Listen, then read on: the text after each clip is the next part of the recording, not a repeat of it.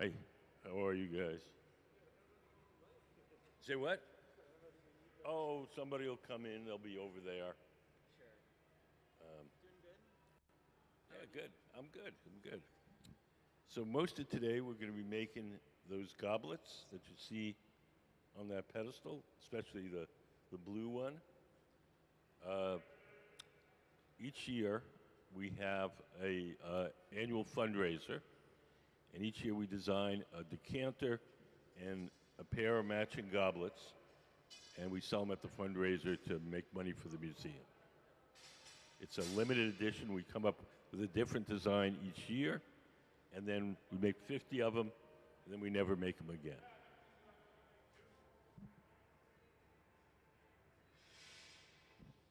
So, are you guys familiar with glass blowing?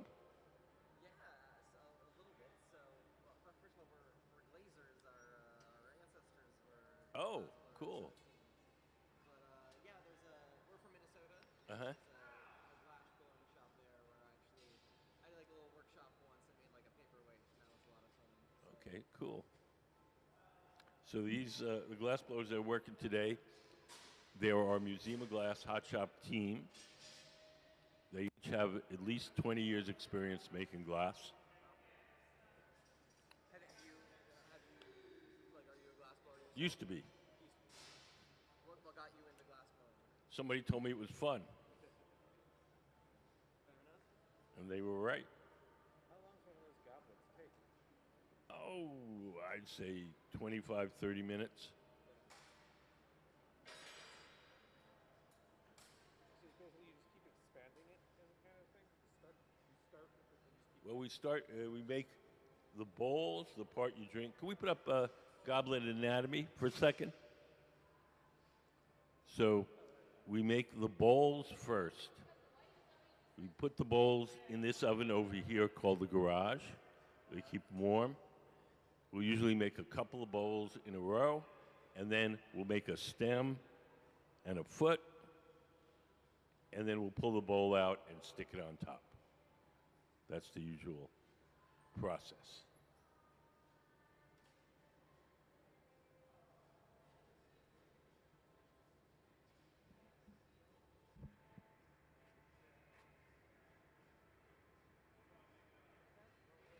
I was asking him when we went to the glass blower thing. I was trying to remember where was his birthday one year. We went to this glass blowing thing. It was kind of fun. He made the paperweight. I was there nearly the end, sort of. I'm trying to remember where it was exactly. Place you go all over, you guys.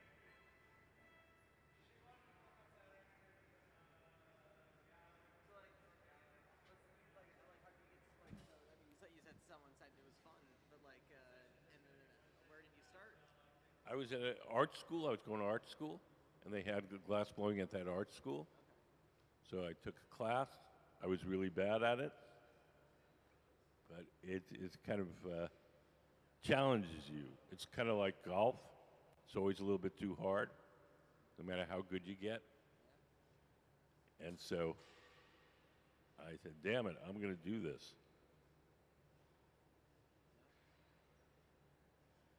Yeah. So I was a professional glass blower for about 10 years.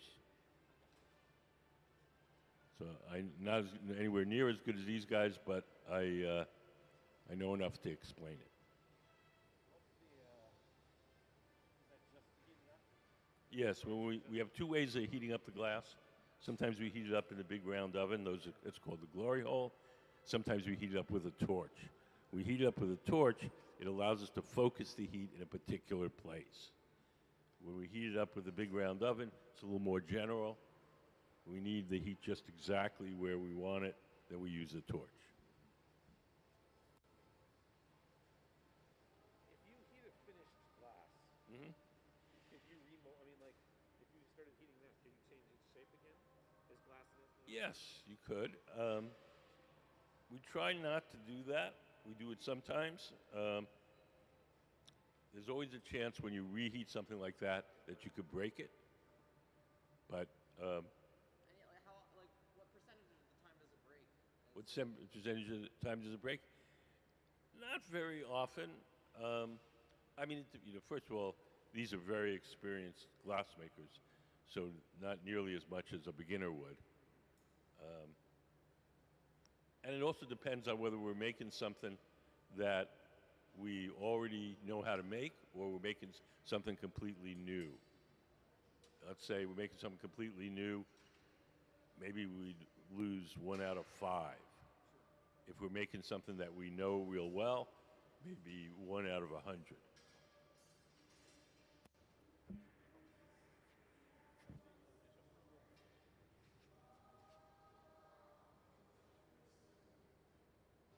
So is that like white glass on top of? Yes, so all the glass that's in our furnaces is clear glass. We we buy colored glass separately in the form of those bars, and then we coat our clear glass with the colored glass. In a big factory, if you're going to make everything the same color, then they melt the big colored glass in the big furnace, and they'll make 100 blue bowls. But here, we're making a red thing, then a blue thing, then a green thing. So we color it individually, and that way we can have any color we want, anytime we want. So it's more expensive and more labor intensive, but it gives us the flexibility with the color. Those sometimes. Those, I mean, those are for more casual things.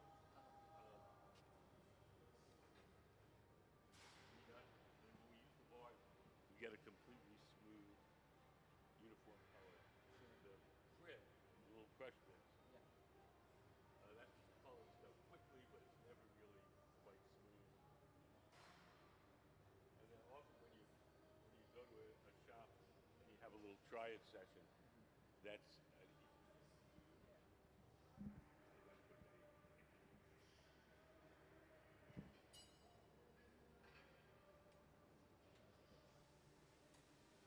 So now we're about to coat the bubble with colored glass. Gabe, sitting down at the bench, has a bubble of clear glass, and Sarah, standing at the glory hole, has the colored glass.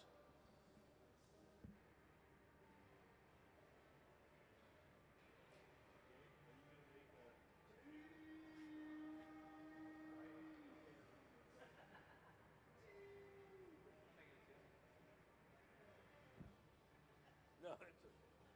So when we're going to make a bunch of things that are the same, always have the same color, the same pattern, what we do is we blow a tube.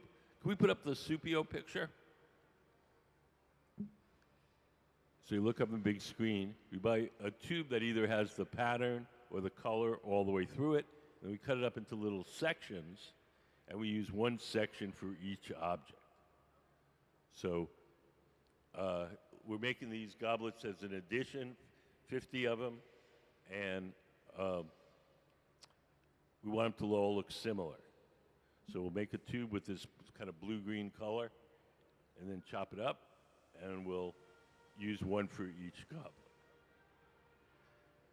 And this way it comes out uniform. We don't get dark ones and light ones. No. Yeah, well, I mean, yeah, on this, a little bit, but it's just going to be a small hollow tube, so not a lot.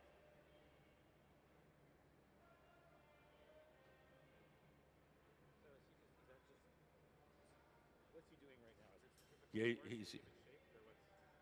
he's just waiting for Sarah to get the color hot and drop some on so he can coat it. So when we do this, this is called a color overlay. And when we do this, we want the clear bubble to be cold and stiff, and we want the colored glass to be hot and soft.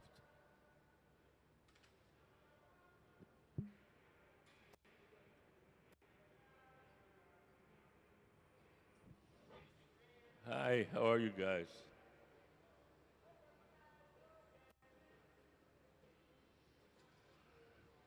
So, hi. So we're making those goblets you see on the pedestal. See the one with the kind of blue-green top? That's the one we're going to be making.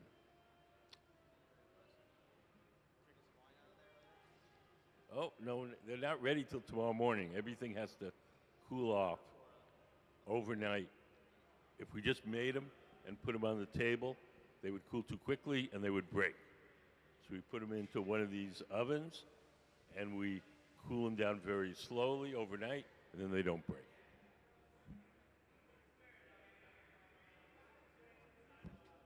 It's fire brick. It's the kind of bricks you would use in a pottery kiln. In this one, it's brick. In there, there's a big ceramic tank full of molten glass. Can we put up the glass furnace diagram? So that's what it looks like inside. So it's a big pot.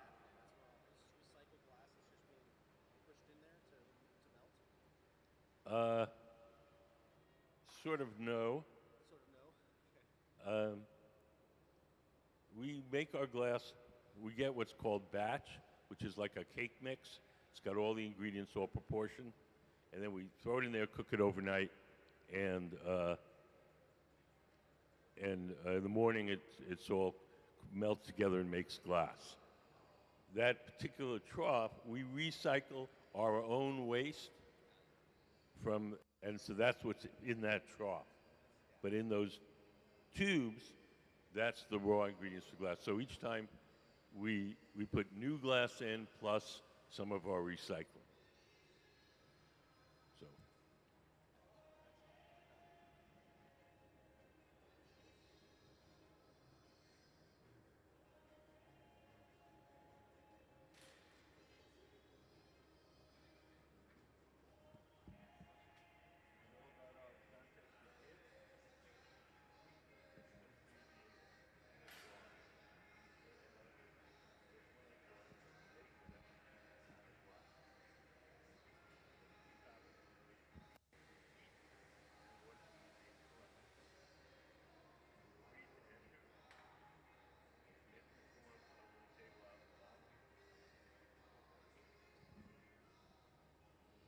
can we put up some of the kids' design stills?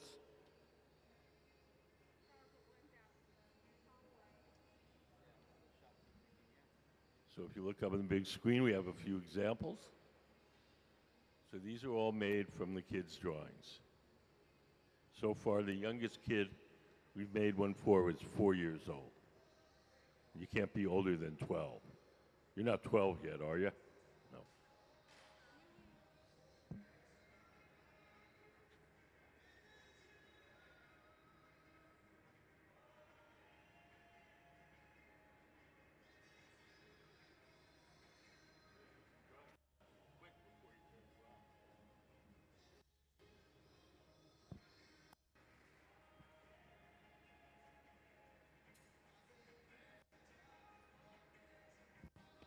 So over on the left, Sarah is heating up another bar of the colored glass. We're using 2 layers of colored glass to achieve this look. We're using a translucent white and a blue-green over that.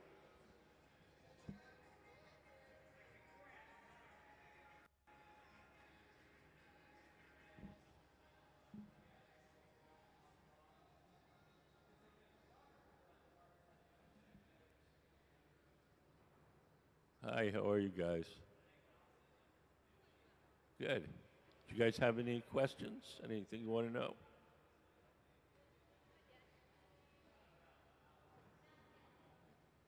Okay. So what we're making today are these goblets over here.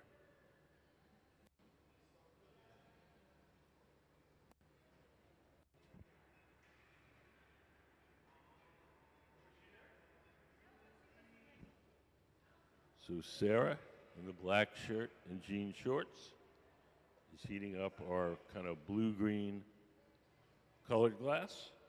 We buy our colored glass in the form of these bars. We buy it like an artist buys paint. We blow a bubble of clear glass from the big furnace. We heat up a chunk of the colored glass, and then we coat the bubble with the colored glass.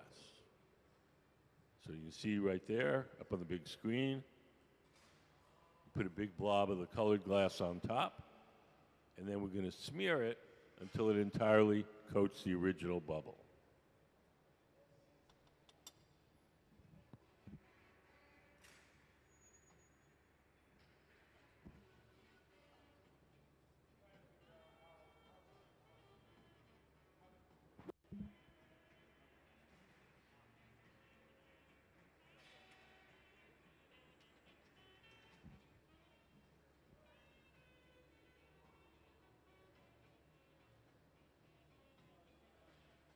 So when we start a project like this, we're going to make a bunch of things the same color.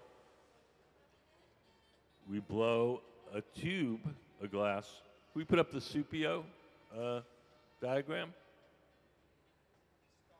We blow a tube of glass with either one color or a pattern, and then we cut off little chunks, and we use one chunk to make each of the objects. So you can see that goblet has that blue-green bowl. So we're gonna make a big blue-green tube. We're gonna cut up into little sections, and we use one section for each bowl of the goblet. Does that make sense? Yeah. So it's just to make sure that the color is uniform. So you make one uniform tube and cut it up and use one for each, and then they're all the same.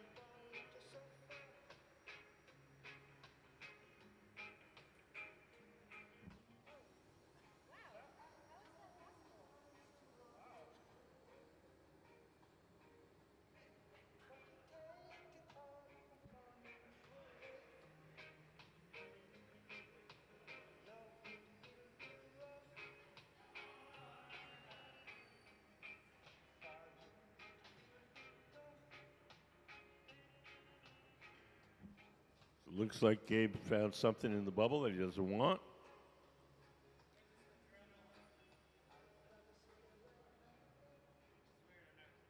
No, you're right on the bar. Watch, here it comes.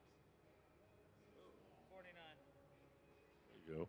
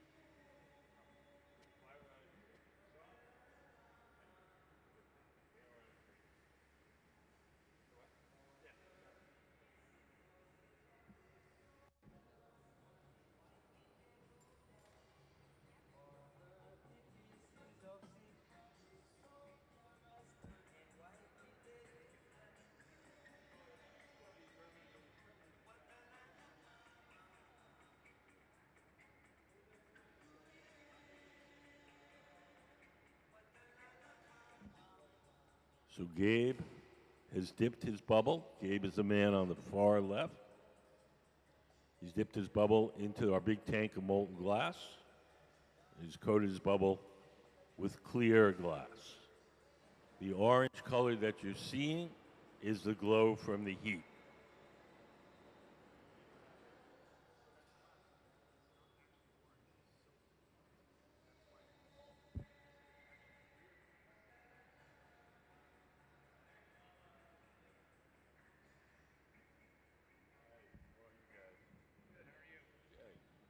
You guys have any questions? How they pick it up? Oh, well, could we put up the glass furnace diagram?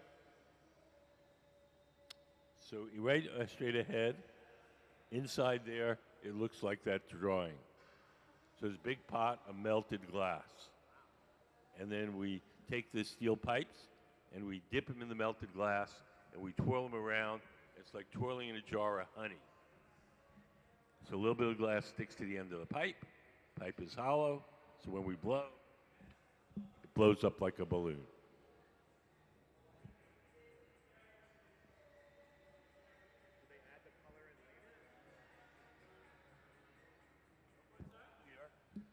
We buy the colored glass in the form of these bars. We blow a bubble of clear glass from the big furnace. We heat up a little chunk of the colored glass, and then we coat the bubble with the colored glass. So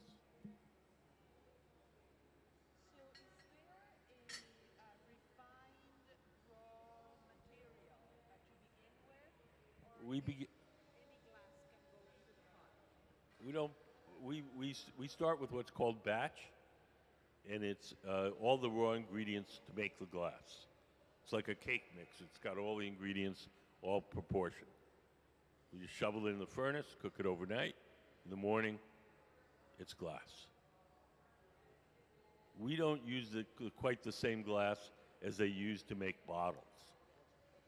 The glass that's in bottles is formulated to harden very quickly, so a machine can make 1,000 bottles an hour. Our glass is formulated to harden slowly, so we can shape it by hand.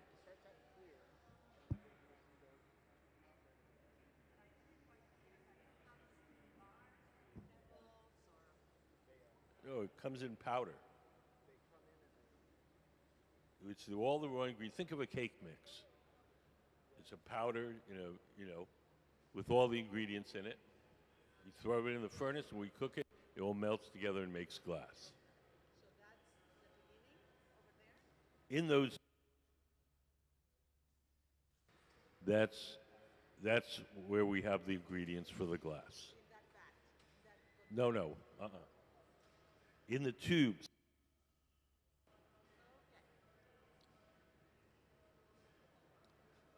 In that trough, we have a little bit of our own recycled scraps, but we recycle our own glass. We don't use bottles and things like that. So each time when we're putting in the raw ingredients, sometimes we add also some recycled glass from our waste.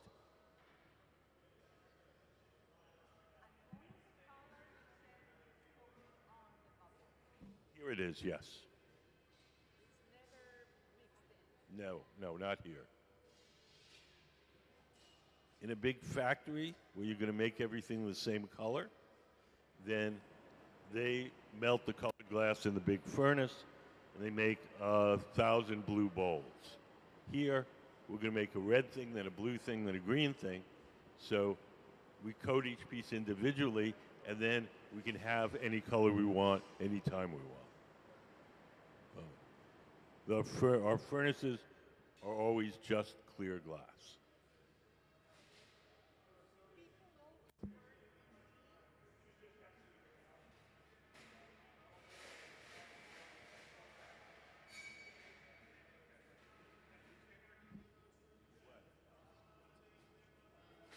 Yes.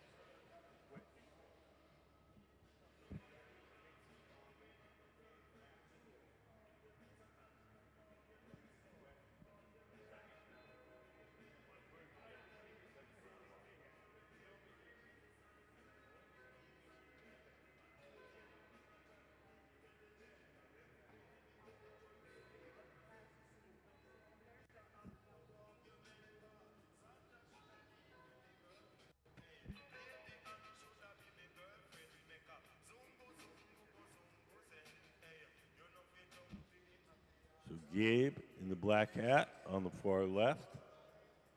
He's heating up his bubble glass. He's making a long tube. And we're going to cut the tube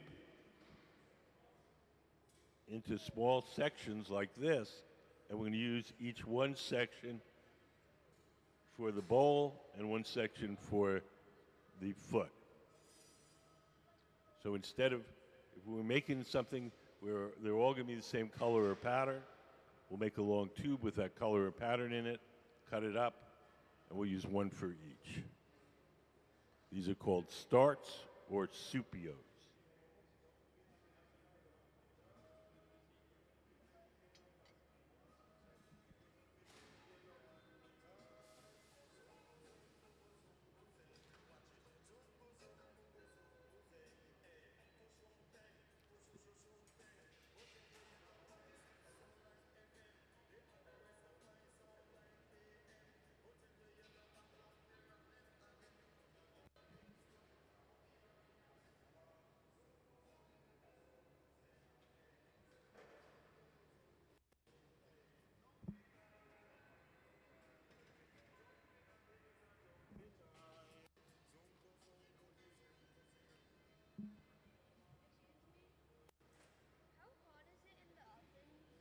There's two kinds of ovens. There's the glass furnaces, the one that have the big tanks of melted glass in them. Those are 2,100 degrees. They're as hot as the hottest volcano. And then there's the glory holes. Those are the round ones with the doors open, and those are 2,300 degrees, even a little bit hotter.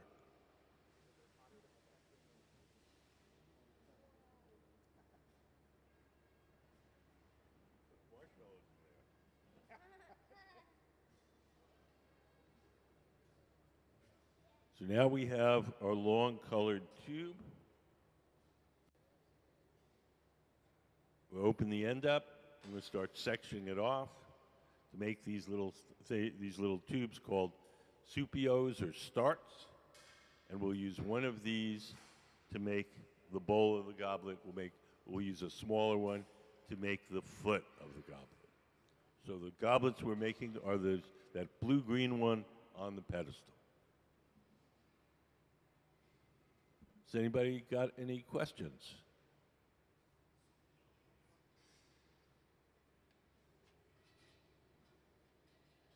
So we'll just keep cutting sections off that tube, and we'll put it in this oven over here. This is called the garage.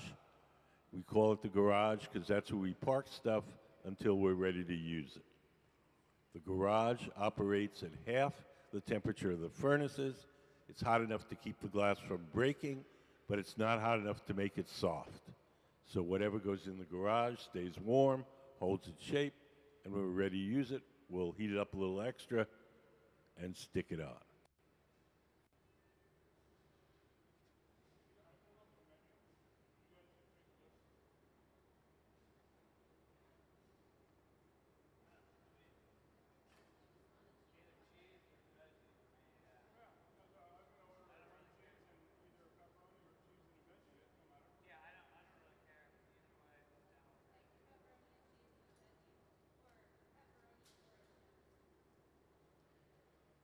So when Gabe finishes shaping that, Sarah will grab it, Sarah in the jean shorts, and she'll put it in the garage, and then we'll make another one.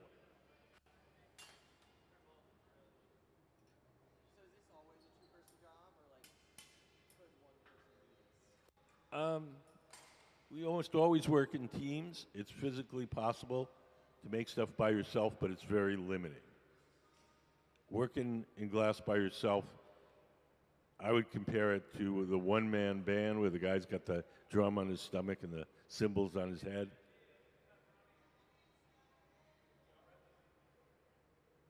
So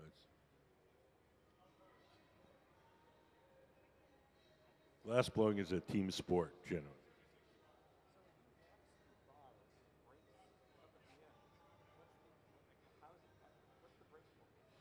He makes a little, he squeezes it with those metal tongs. He's going to do it momentarily. He makes a little notch in it, and We chill the notch, and then give it a tap, and off it comes. Yeah, it's like tearing a coupon out of a newspaper. You make nice sharp crease. You pull on it, tears along the crease. So he's doing that now. Sees the tool in his hand is called the jacks. He's just squeezing it, making a notch in there, chilling it with a tool, give it a tap, and off it comes.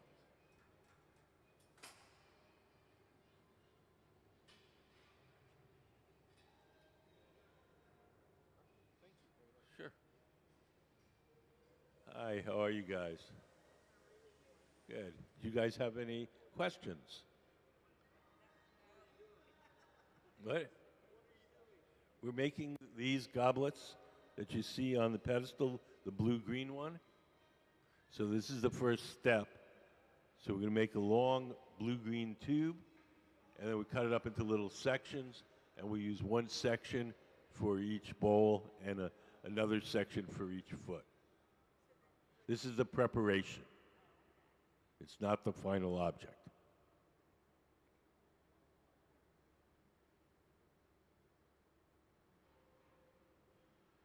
Yes?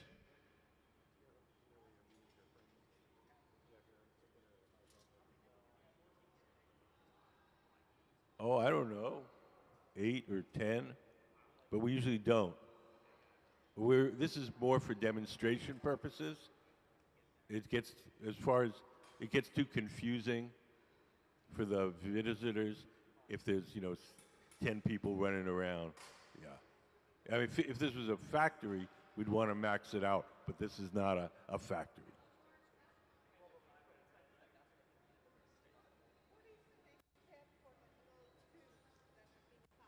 We're going to stick them onto a blowpipe. Can we put up the Supio drawing again? So we stick it on a blowpipe, and then we'll blow it up like a balloon to make the bowl of the goblet. So this is first step. Second step is again warming it up.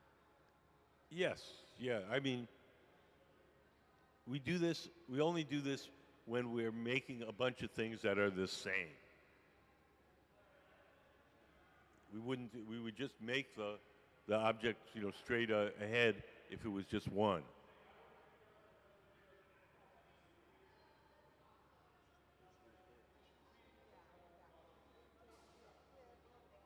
Everything is handled the same way on the second round. I don't understand what you're saying. You end up with a lot of these bits on the first step, Yes. and then you process them all one at a time on the second step Yeah, yeah. in series. Yeah.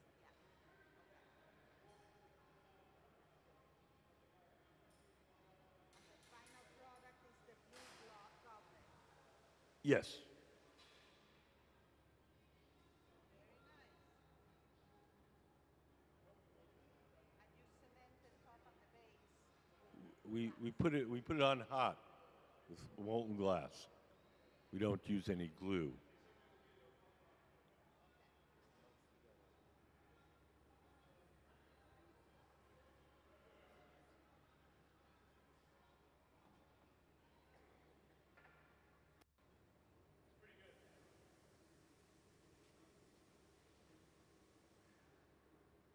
If you watch Gabe's the man with the black hat on the left. When he puts the glass in that round oven, it gets hot, and it looks orange. The orange color that you're seeing is the glow from the heat. As he works it, the glass is going to cool off, and you'll see it's going to return to its natural color. A lot of the things that we do are going to look orange when they're in process. That's the glow from the heat. When it cools down, they'll return to their natural color.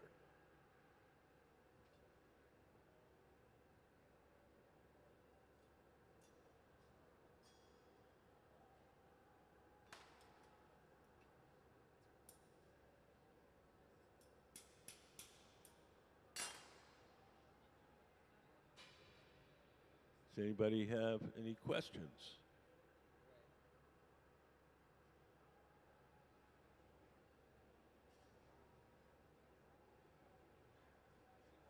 So we're going to keep all these, the starts, in our garage. We'll pick them up one by one and start to make the goblets.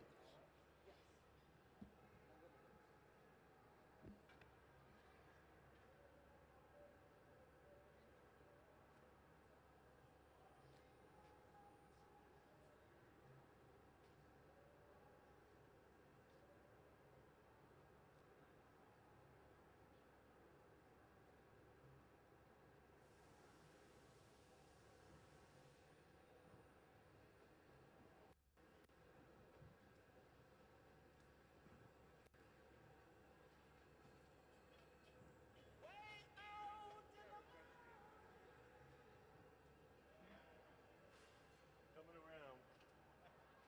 Yes. You said that the plane's going through natural gas. Is that right? Yep. In the days before that was available in the olden times, what did they use? Wood. Just wood? Just plain old wood from a tree. You could get high enough heat with wood. Yep. Yes, that's glass. Nope. It's got sharp edges.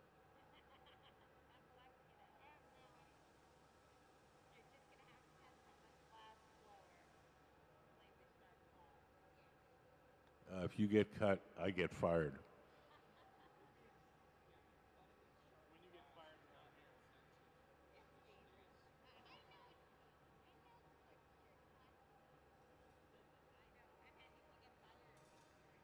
You would want to see an old man out of work, would you? You'll see me at your supermarket begging. Spare change.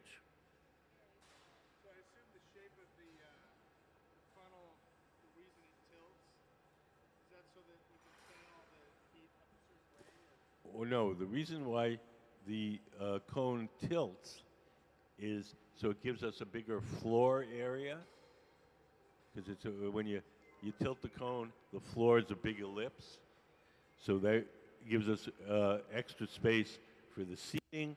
And behind those furnaces, we have what's called the cold shop, where we do our grinding and polishing. So we need a bigger floor footprint. That's why the cone tilts.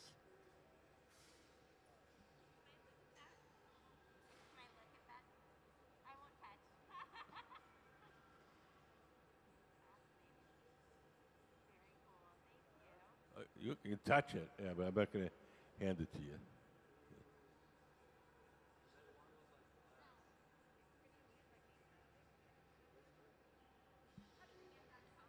The colors in glass come mostly from metals dissolved in the glass when you first cook it up.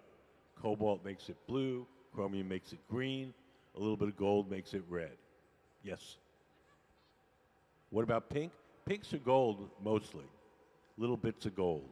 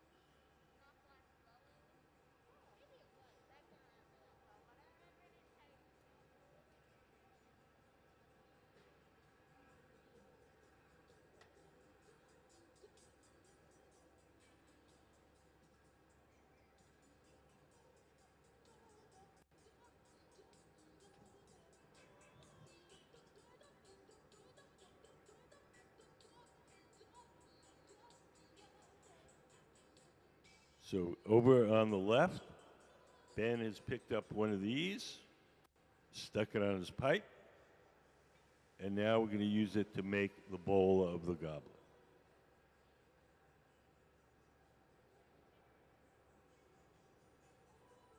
Oh, sorry. We're still Gabe's making another one of these.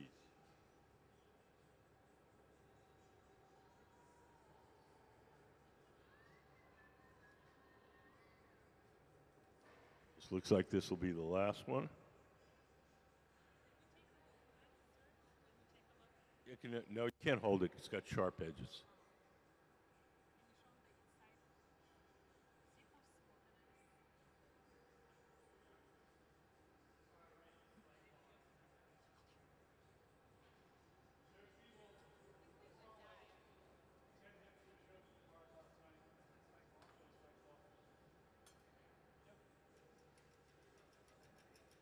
We'll take our last start and put it in the garage.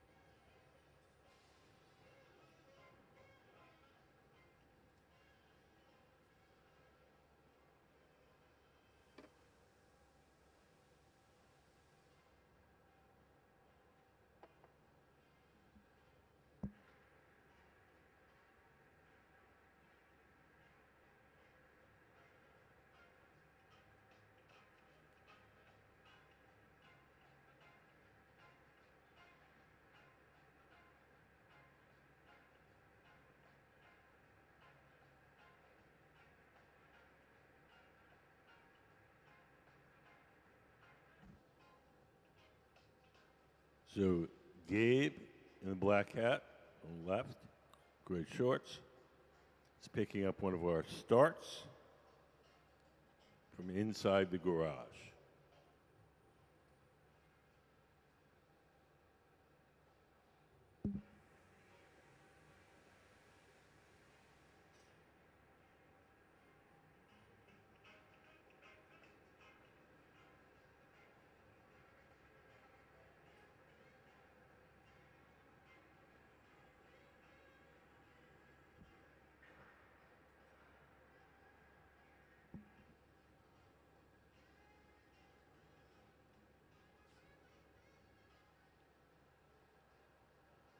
He's holding it near the flame inside that oven so it gets a little bit hotter.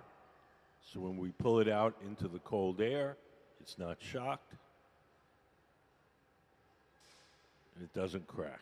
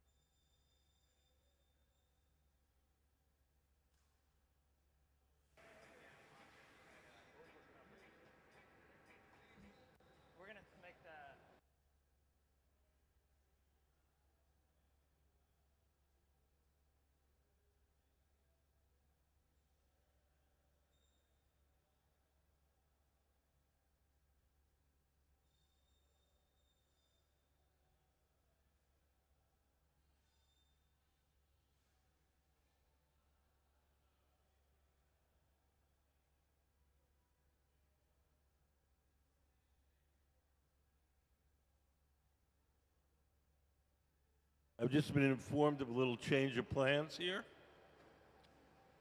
We're not going to make the goblet first thing. We're going to be making a glass platter. We made a glass platter for one of our guest artists previously. It wasn't right, so we're going to make a new one. But we will be making the goblets, but that won't be our first thing. Hi, how are you guys? Good, good. Have you guys been here before? First time. Okay. So the people who are blowing the glass, they work for the museum. They each have at least 20 years experience making glass. So they're very, very good. We have two kinds of furnaces. We have our glass furnaces, which are the ones with the doors closed, and then we also have our glory holes. Those are the ones with the doors open. The glass furnaces have a big ceramic tank in them. In that ceramic tank is 1,000 pounds of melted glass. We keep the melted glass at 2,100 degrees Fahrenheit, and at that temperature, the glass is like honey. It's like a big giant crock pot full of honey. If you look up on the big screen, we have a diagram. That's what the furnaces look like inside. We want to get it out to make stuff. We take one of those steel pipes and we dip it into the melted glass like we're dipping into a big jar of honey. So we dip it in, twirl it around. A little bit of glass sticks to the pipe. Pipe is hollow, so when you blow, ball of glass blows up like a balloon. Pretty simple.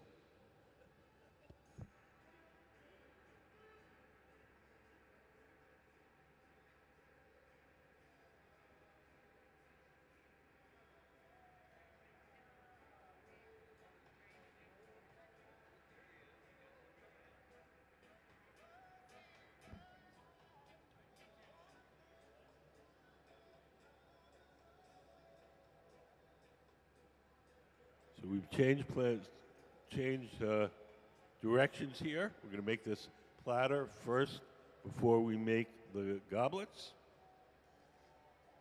Gabe in the black hat is heating up a bar of, I think, pink glass for the platter.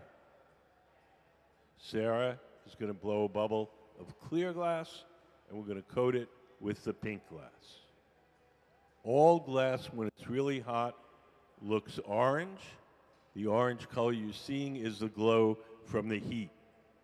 If you think about your own homes, if you have an electric stove, the burners are gray. When you turn them on to cook something, they get hot, they glow orange for a little while. Turn them off, they cool down, the orange glow disappears. That's the same thing you're seeing here with the glass. When we heat it up, it's going to glow orange for a little while. When it cools down, you'll see the natural color.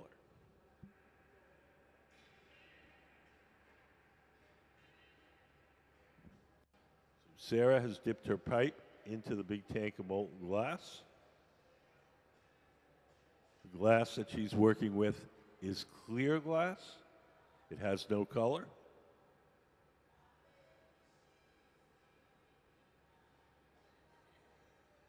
She's going to shape it on that steel table.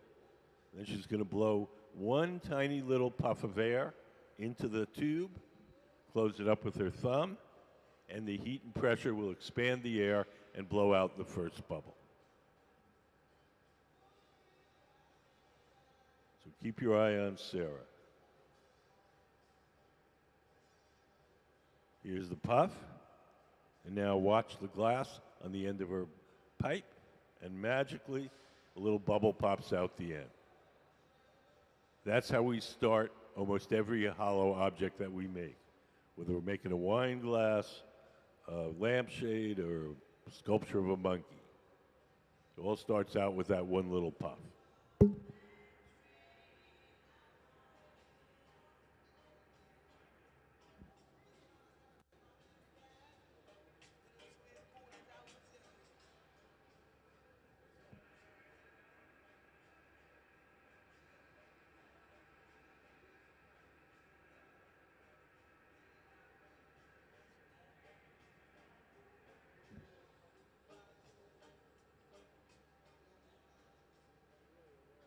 So Gabe, the man standing up with the black hat, he's got the colored glass. Sarah sitting down, she's got a bubble of clear glass, and we're going to coat the clear bubble with the colored glass.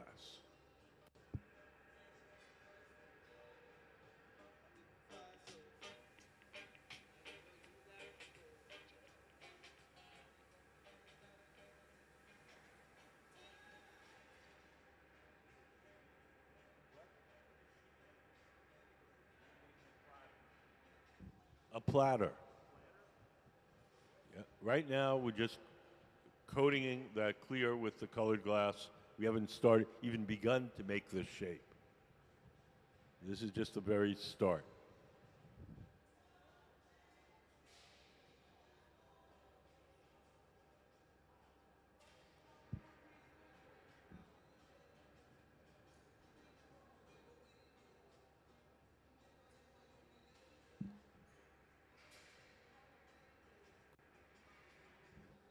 So now Sarah's going to heat that up and push the colored glass backward towards the pipe until it entirely coats the original bubble.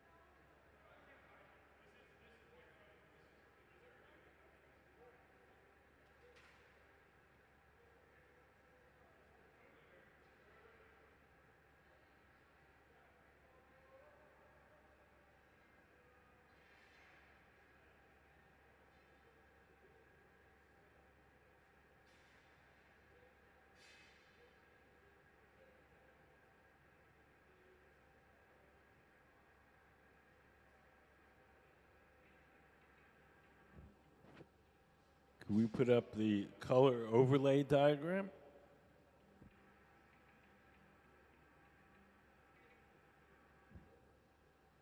So we have a little diagram explaining the process. We blew a bubble of clear glass, and we put a big blob of colored glass on top. Sarah is now doing the number 2, smearing it so it entirely coats the original bubble, and then we're going to dip it in more clear glass. When we blow it up, that colored layer will line the object with color.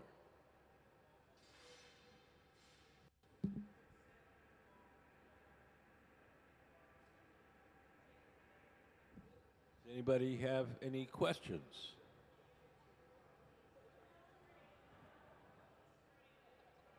He squirted water into the furnace. If there's bubbles on the surface, sometimes we can pop them by squirting in water.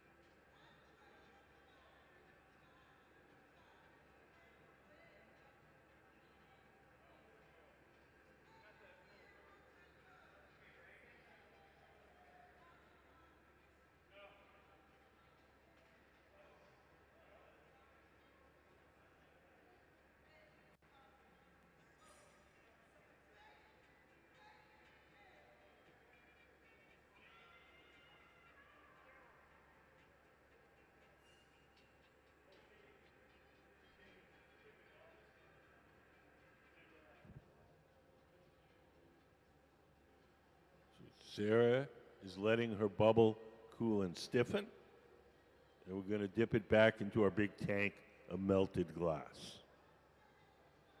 If we go into the tank when it's too hot, the bubble will collapse. So each time we dip it in, it's called taking a gather, and between gathers, we have to let the glass cool and stiffen a bit so it doesn't collapse. Yes?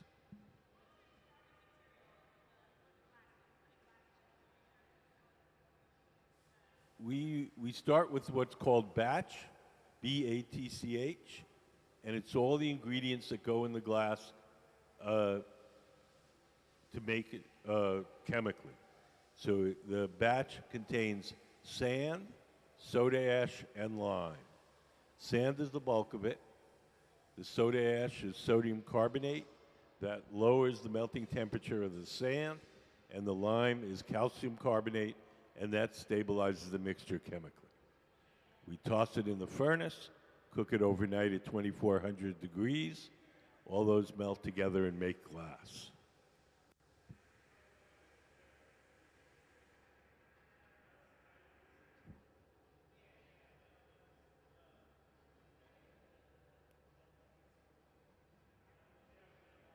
Sarah's dipping her bubble into our big tank of melted glass, the glass furnace.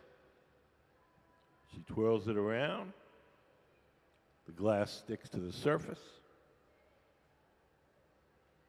And now we have more glass. We repeat that process as many times as we need to, depending on how large an object we want to make.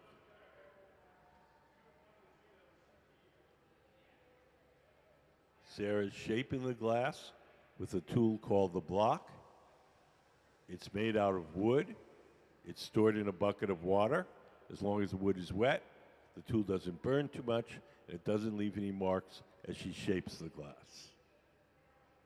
The tool looks like a scoop, but we don't scoop up any water in it. We use it empty. We just want the wood itself to be wet.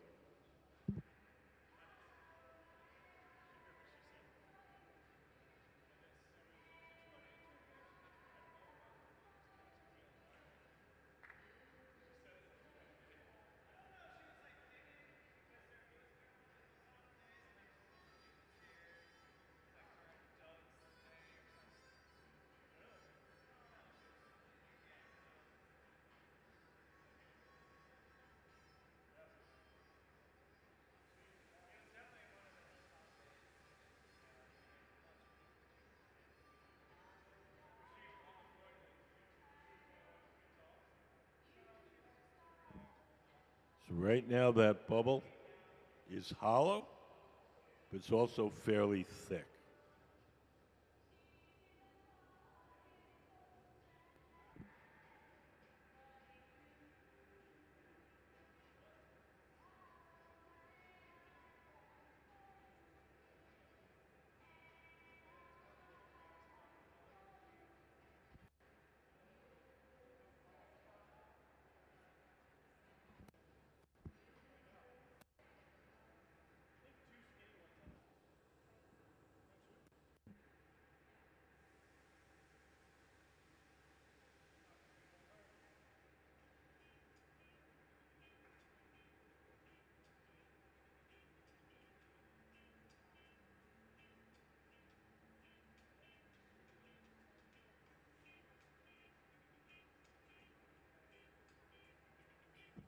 Does anybody have any questions?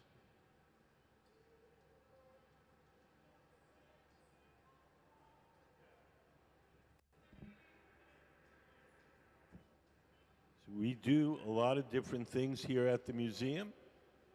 One of our favorite things to do is we have a contest for kids called Kids Design Glass. Any kid that comes to the museum can do a drawing. Once a month, we pick one of the drawings and we make whatever the kid drew out of glass. We make 2 copies, one for the kid to keep and one for the museum collection. It's free to enter. There's a table out in the lobby with entry forms. So if you're interested, you got to be 12 or younger. Can we play Kids Design Glass? We have a little video, show you some of the things we've done with the kids.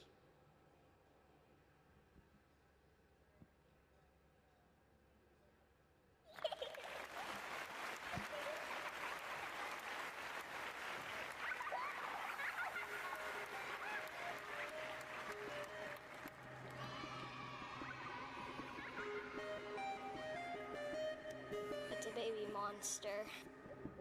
Pip is a baby monster that loves to smile and laugh. Even though he's little and cute, he gives a big cry. Also, Pip loves food, especially bananas. He will eat any speck of food in sight.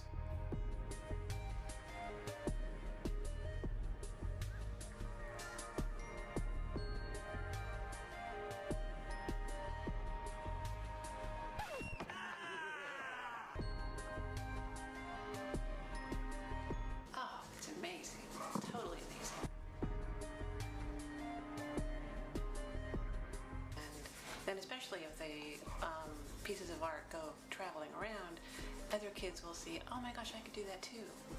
You know, it's not just somebody else that, you know, they did it, you know, I couldn't do that. Absolutely not. Anyone can do this. And I think that's what it shows the kids. Maybe not everybody can win. But, and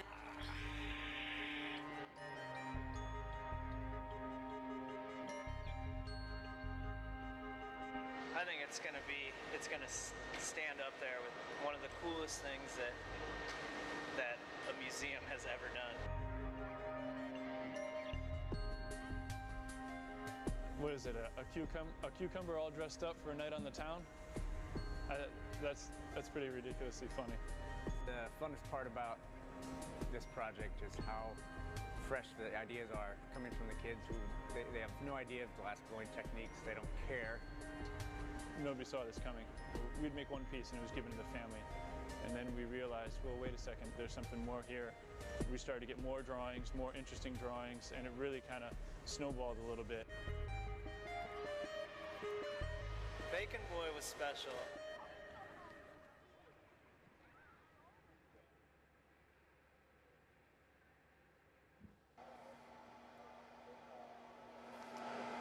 The hat almost looks like a frying pan.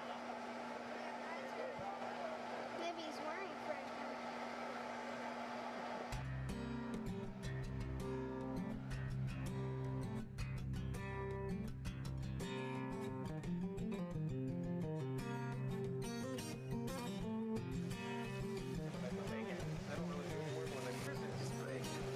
bacon, baby.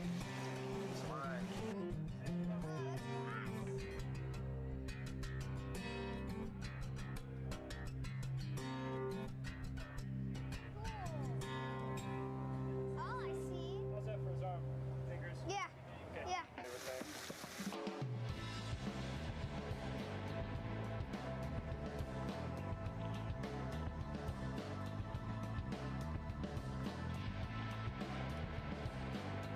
I think it really brings it home and really shows that, you know, there's an artist in all of us, I think. So, and it's human nature to be creative. So I think we lose that as we get older sometimes, and it's cool to see this pure creative nature that children possess. So I think it's cool to share that with the rest of the world, hopefully. So.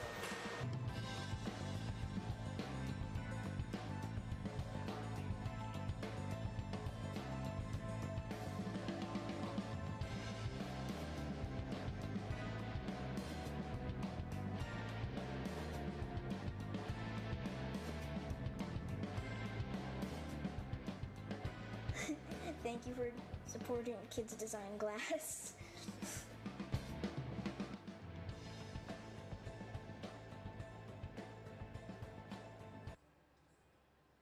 So right now, we're letting the glass from our bubble cool and stiffen a bit. Then, tall guy on the far left, he's just hanging out, letting that glass get stiffer. Glass is like wax. The hotter you get it, the softer it gets. the cooler you get, the stiffer it gets. So the longer we leave it out in the air, the cooler and stiffer it'll be. So it's going over to our glass furnace, and we're going to coat that bubble with another layer of clear molten glass.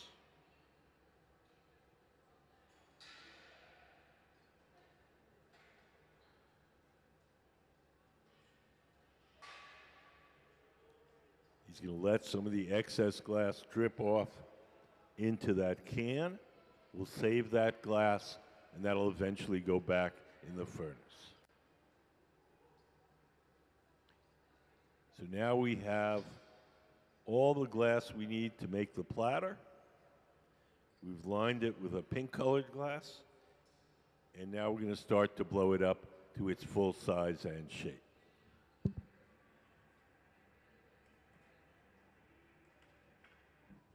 Does anybody have any questions?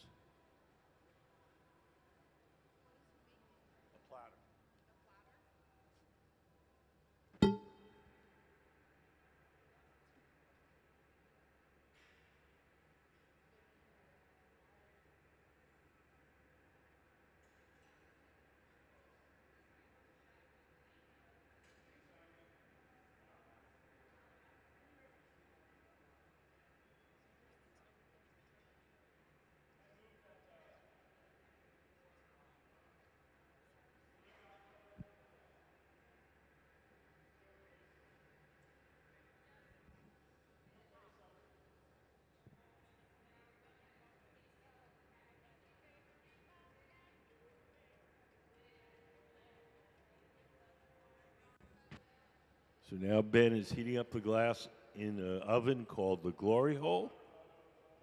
It runs on natural gas and forced air, and we keep it at approximately 2,300 degrees. So it's a little bit hotter than the furnaces.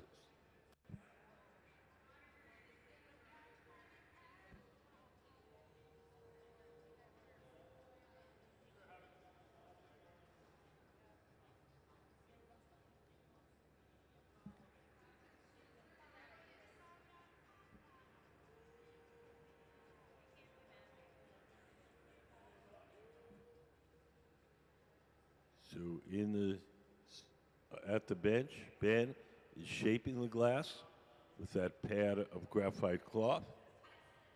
Gabe, seated to the left of the workbench, he's the guy that's blowing. He's blowing through that steel tube, the blowpipe, and inflating the glass as Ben, sitting at the bench, shapes it.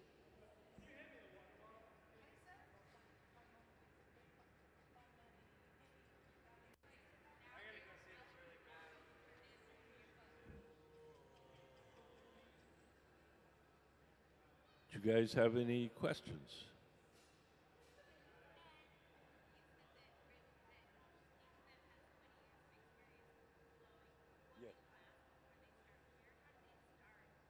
They have all different stories about how they started. Ben got a job in a glass shop when he was in high school, an after-school job, and then went on to an art college. Gabe learned entirely at work. He got a job in his early 20s in a glass shop and learned at work. Sarah took some glass lessons in high school and then went on to an art college and studied it there. Here in Tacoma, you can learn glass blowing in the public schools. We have a middle school and high school program in the public schools. It's called the Hilltop Artist Program, and it's been going for, I think, 27 years. If you happen to visit the Tacoma Art Museum, they're having an exhibition called Gather, and it's all young people who went through the Tacoma program and are now professional artists.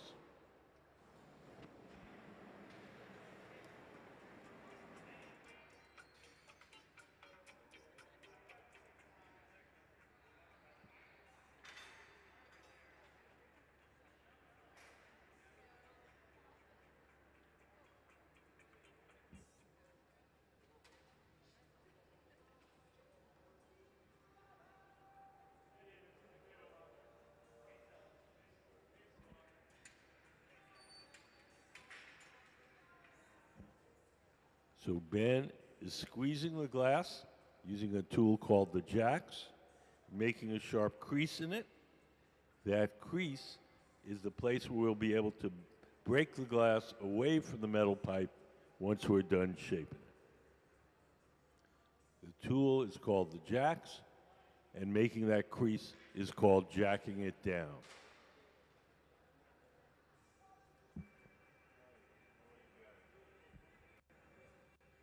You guys have any questions?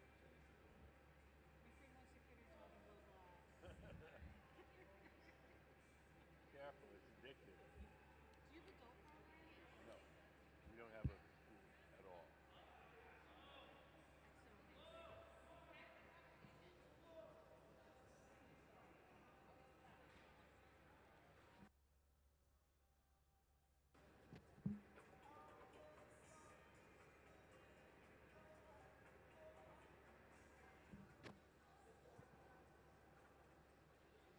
So you can see as we blow into it, it gets bigger, just like a balloon.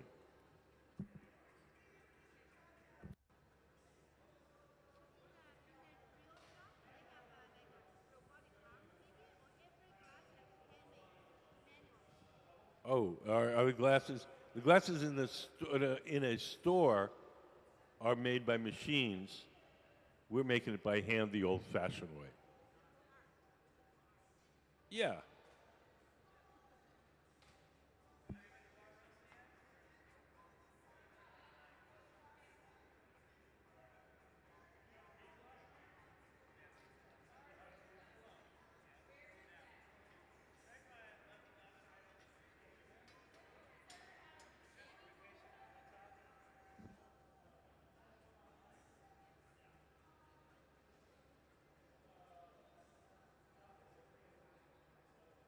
So Ben is shaping the glass as Gabe, sitting to the left, blows.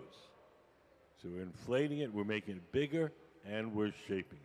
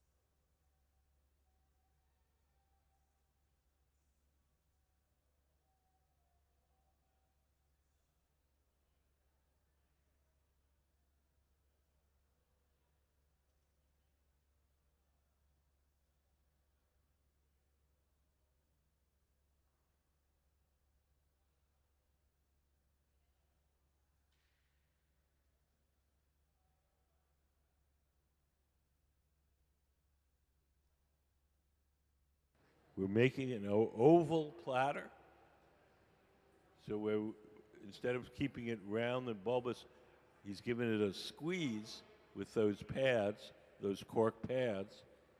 And when we spin it out at the end, instead of being a circle, it's going to be an oval shape.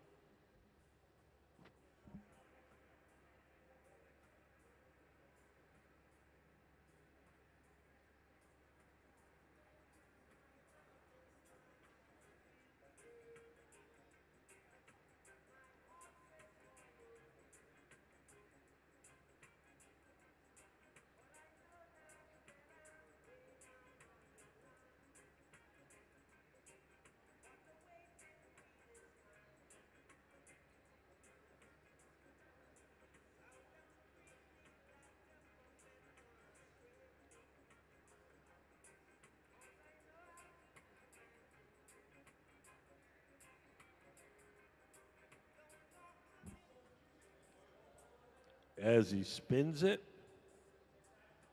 the shape becomes more oval-like. The centrifugal force forces the two sides out, becomes less round and more oval.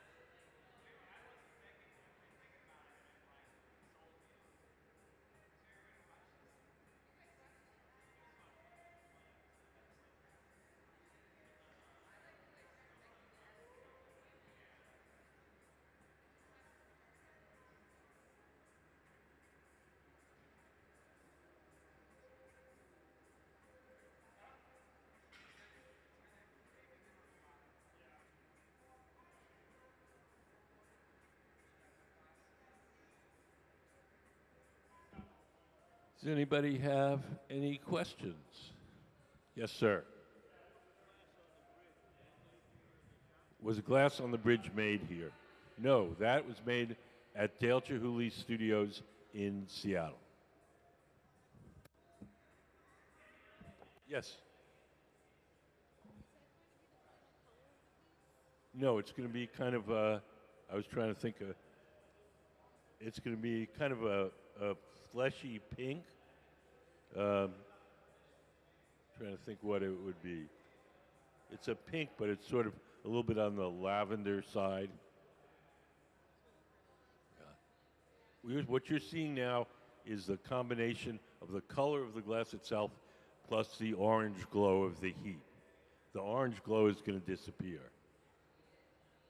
As we get further on in the process and it's cooler, it'll look more like it'll look regular.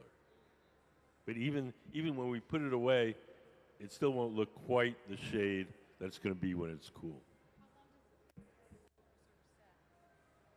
Well, you'll be able to see it, when it's room temperature. Tomorrow morning. Everything we make has to be cooled slowly overnight to prevent it from breaking.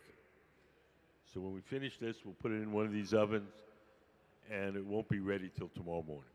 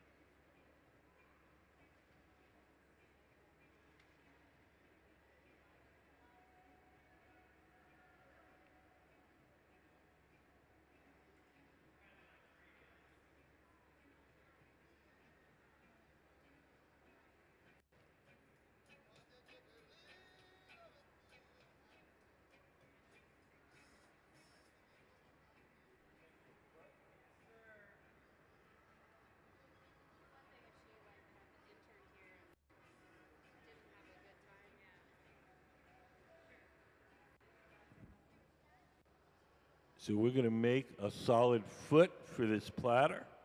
A little disc will be kind of the base of the platter. Gabe, over on the left, is collecting the glass to do that. He'll bring it to Ben, and Ben will stick it on.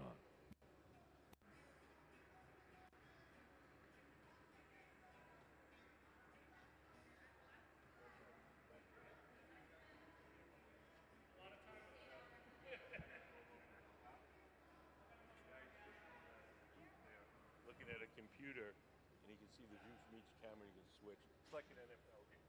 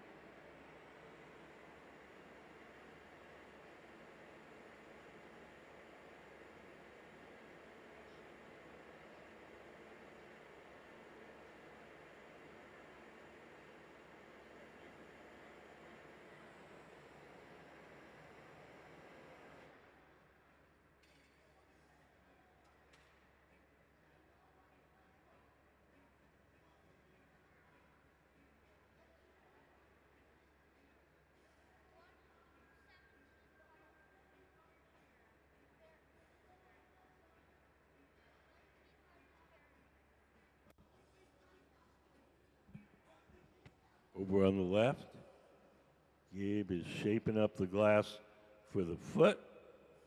So the bottom of the platter is the part that's sticking out. The top of the platter is still attached to the metal pipe.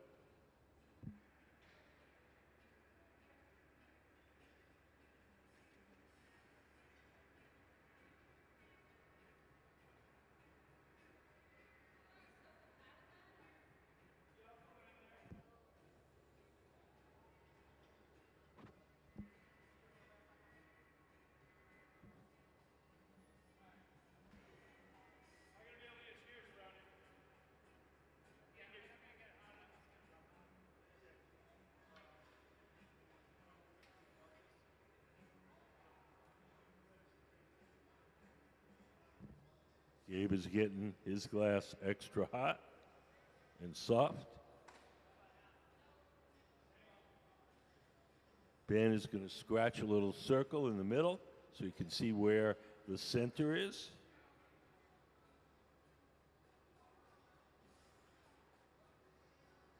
Gabe brings his glass to Ben. Ben's going to drop it on.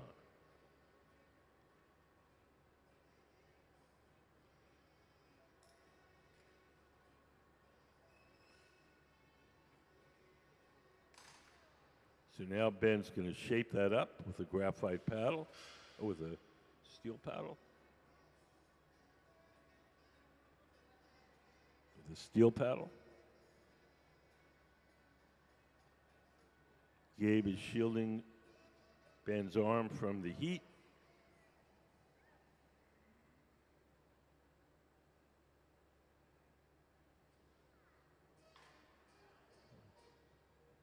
Oh, it is a graphite paddle.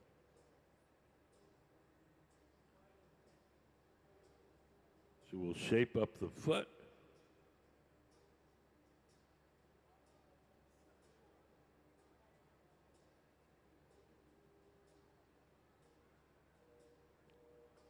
When they've shaped it to their satisfaction,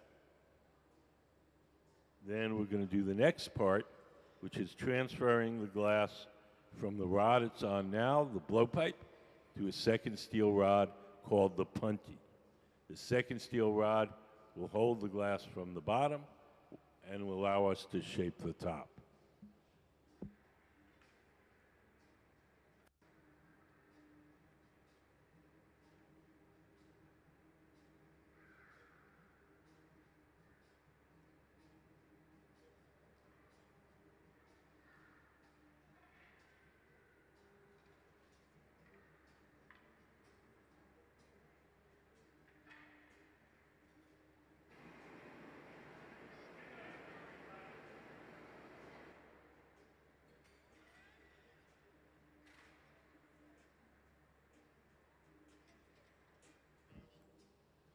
Over to the left, the center, Gabe in the black hat is preparing the second steel rod called the punty, P-U-N-T-Y. We're going to use that as a temporary handle to hold the platter from the bottom while we shape the top.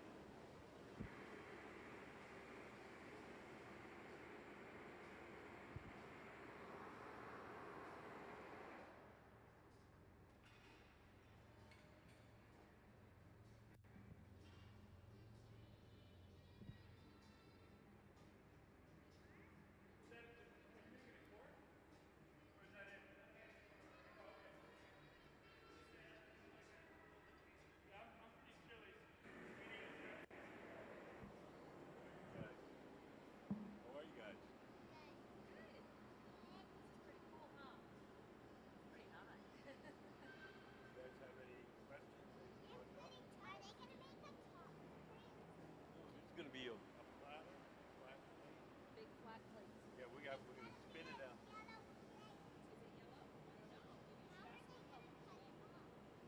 You see that right now. All right, so they're using the fire to cut it off. No, we're not using the fire to cut it off.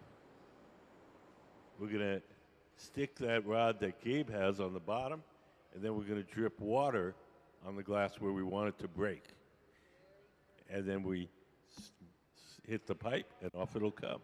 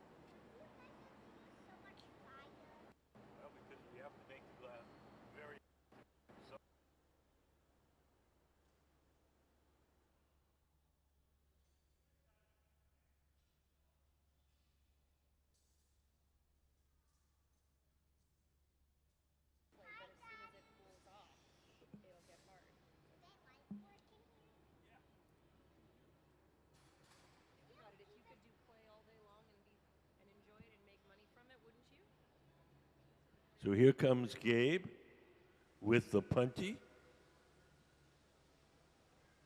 We'll stick it on the bottom. Hot glass sticks to hot glass.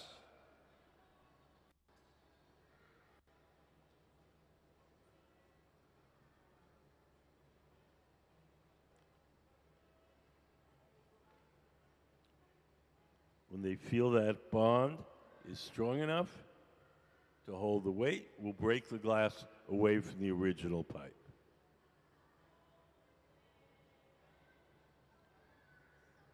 Ben will take his tweezers, dip them in water, drip a little water where we want it to break. The water will crack the glass, a little tap, and off it comes.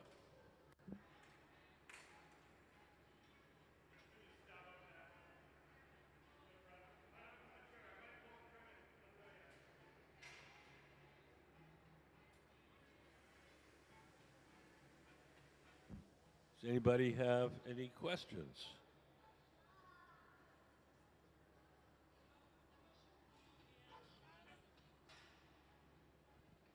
So we're going to make a big flat platter out of this. So we still have a lot of heating and spreading to do till it becomes a big flat plate.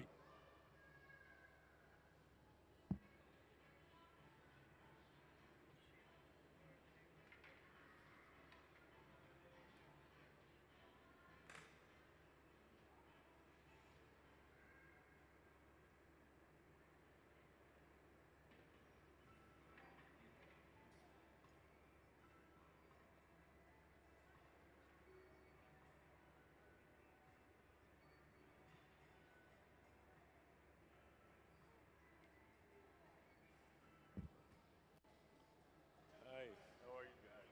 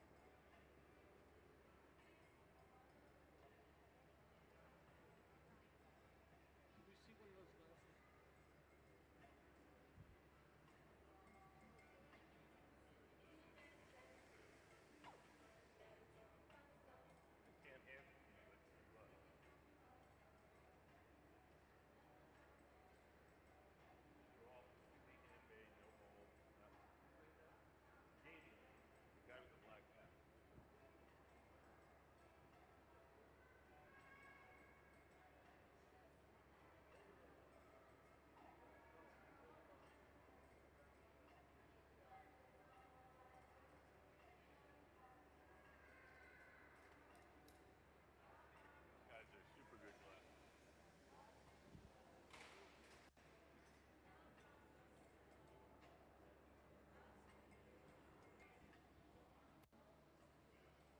Yes, sir.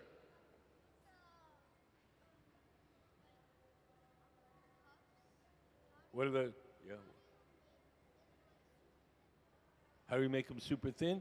We just blow them, and the more you blow it, the thinner the glass gets. So it's like a balloon. Anything we can get through the door. If we can't get it through the door, then we can't make it.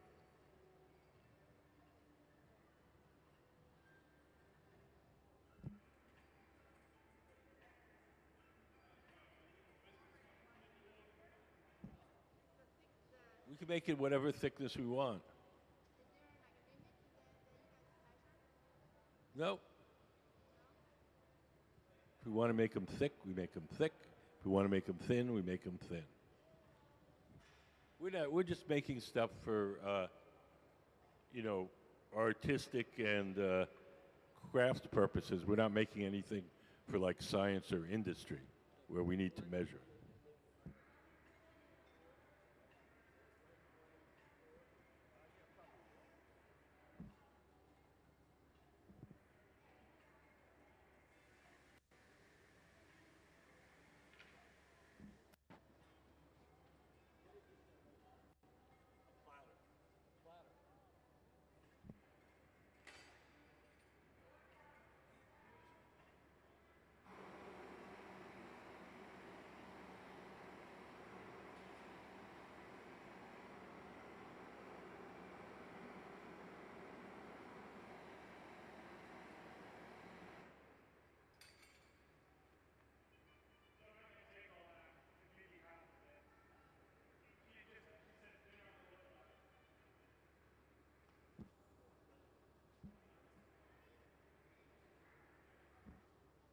Why do we put the glass in that? It's because that's called the glory hole, and it's a very hot furnace. So we put the glass in there, it gets hot, it gets soft, and then we bring it back to the workbench where we can shape it. If glass isn't hot, then it's not, then it's hard, and you can't shape it.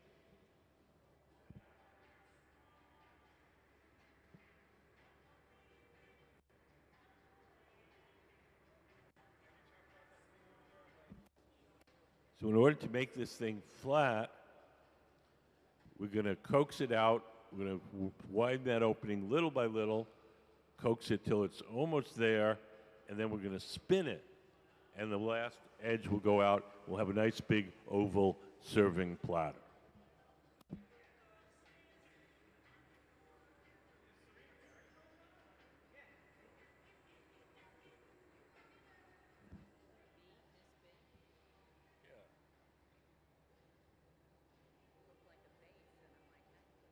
Well, I kept saying platter. You don't believe me, but.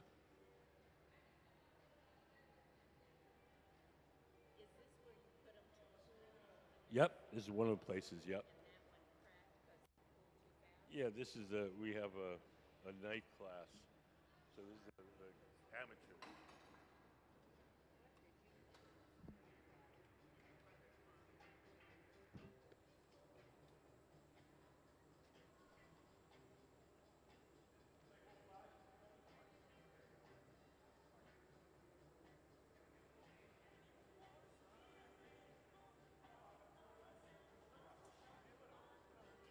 So we're going to add a little decorative stripe to the rim of the platter. Sarah's heating up the glass for our stripe. We call this a lip wrap.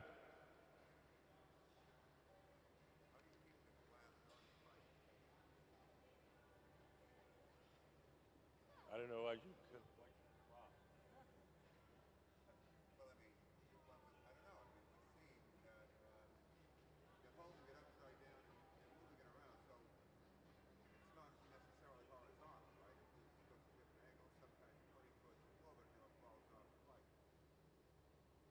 I mean, hot glass sticks to hot steel, so it's stuck on there, and the glass right on the end of the pipe is hard. It's not.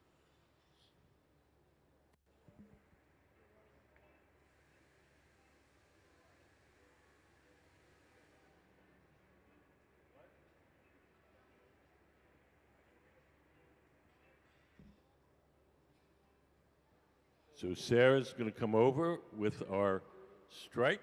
We call this a lip wrap. We wind on a little stripe of a contrasting colored glass as an accent.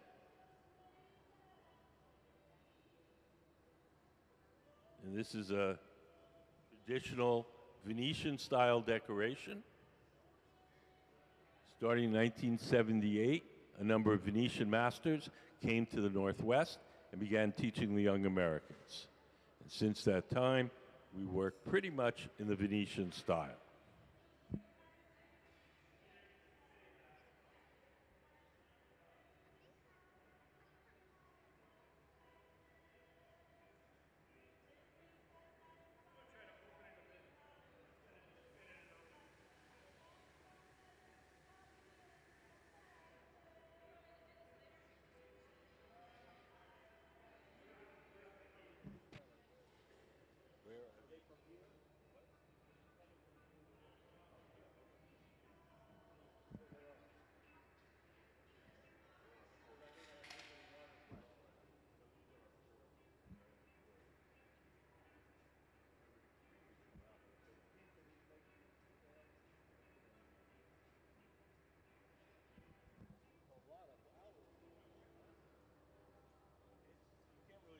Like a business.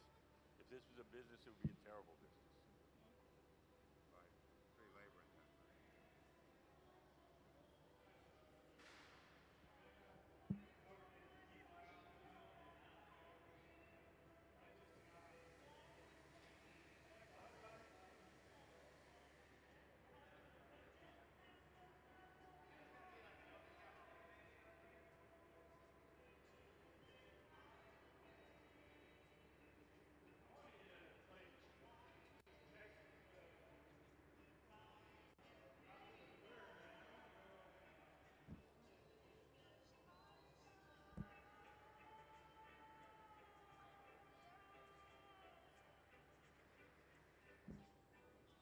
Now we're going to start to widen the opening.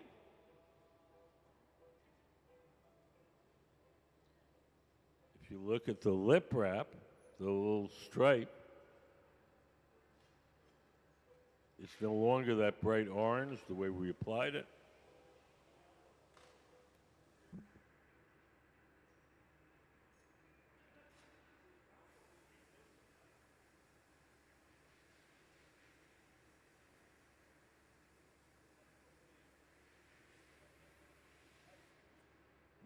Has anybody got any questions? Yes, sir.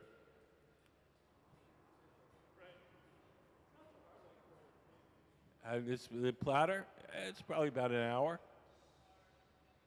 Probably takes an hour. Platter, Platter. It's like you put serving a turkey or something, or a ham. You put it on this big plate in the middle of the table.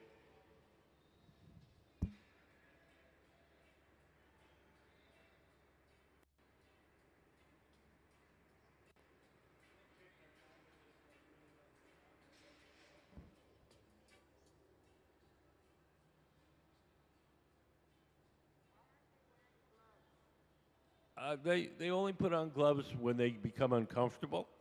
Right now they're comfortable, so they don't need them.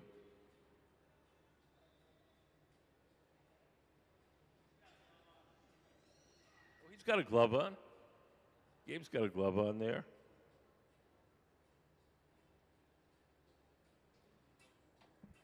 Ben's got a glove on. Or on Ben, Gabe, they're all the same. We're going to just have to coax this little by little. It's not a shape that glass wants to assume naturally. So we have to coax it little by little, keep that edge in check, and then finally we'll spin it out and we'll have our oval platter.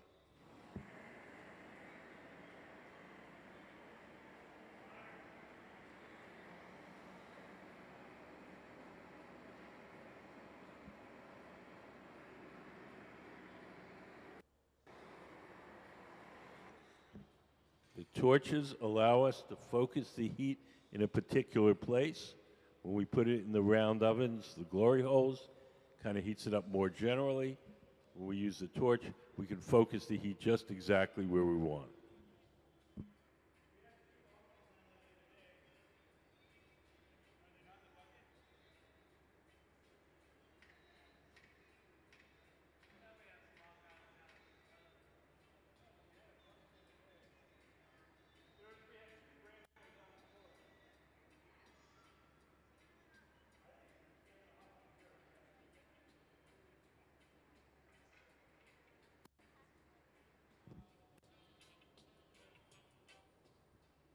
Hi, how are you guys?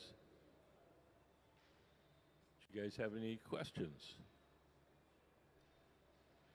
Yes.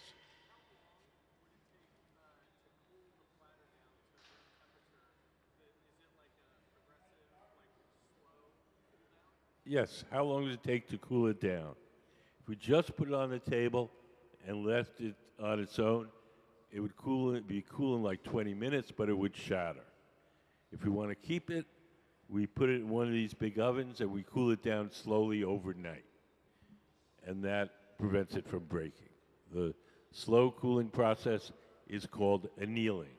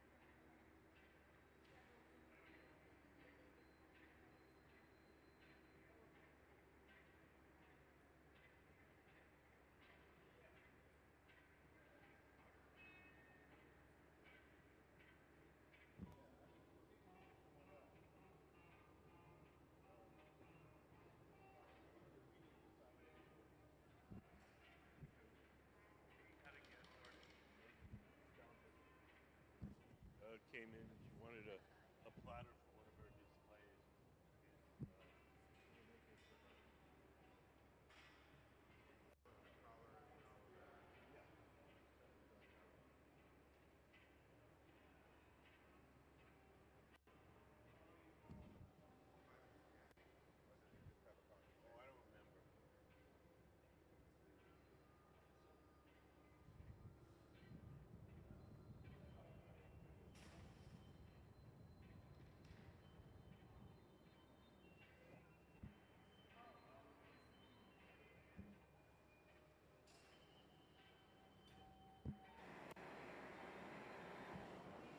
So we're getting close to spinning it out. This is kind of fun to watch. We'll get that really hot. We'll spin it fast. The edges will fly out, and we'll have a nice oval platter.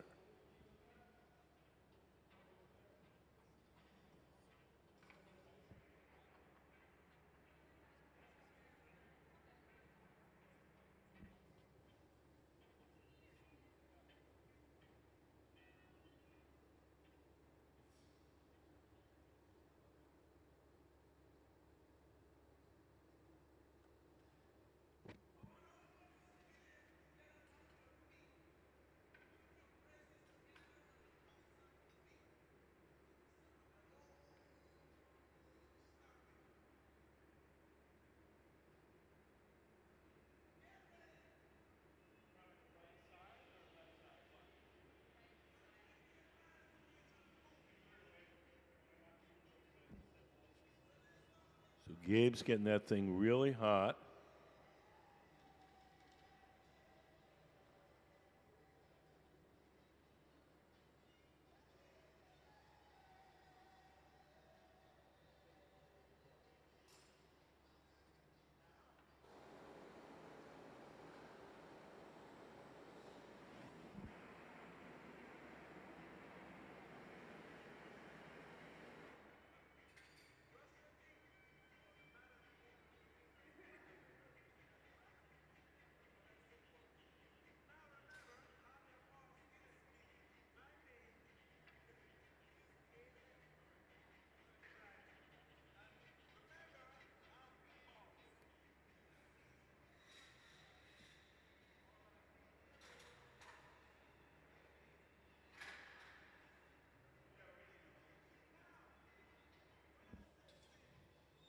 I think this may be it. You can see Sarah putting on some protective clothing. She's going to carry the finished platter to our annealing oven to cool slowly overnight.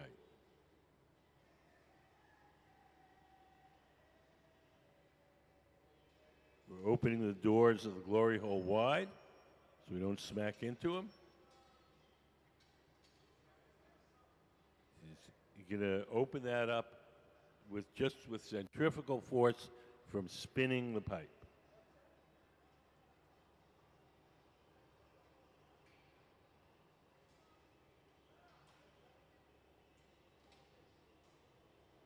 Here he goes.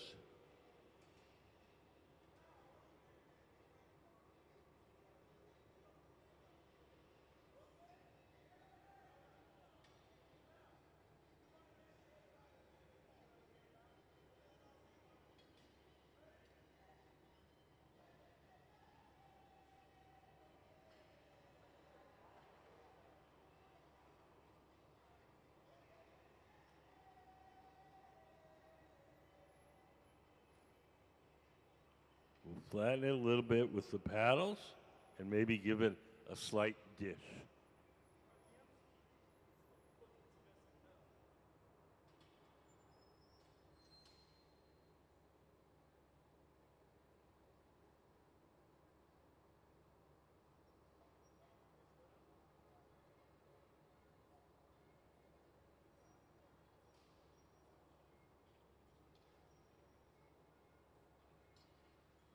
Use the wooden paddles to keep it straight.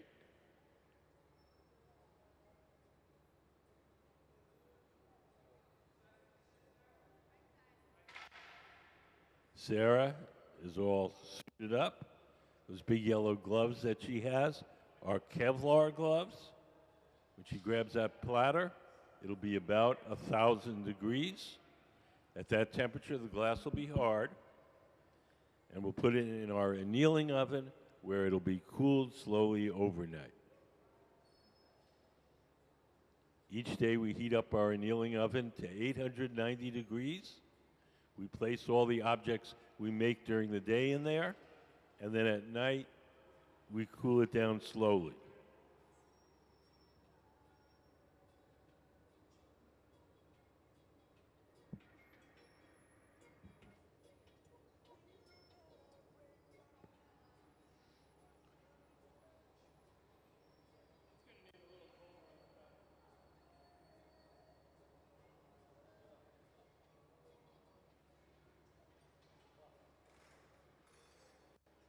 We're going to take our tweezers, dip them in water, drip a little water where we want the glass to break.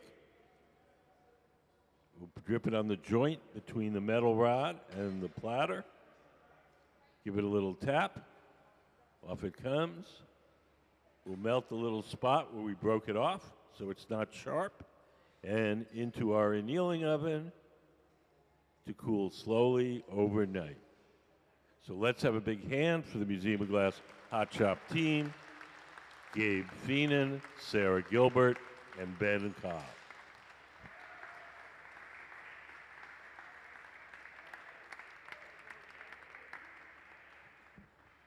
Does anybody have any questions? Yes.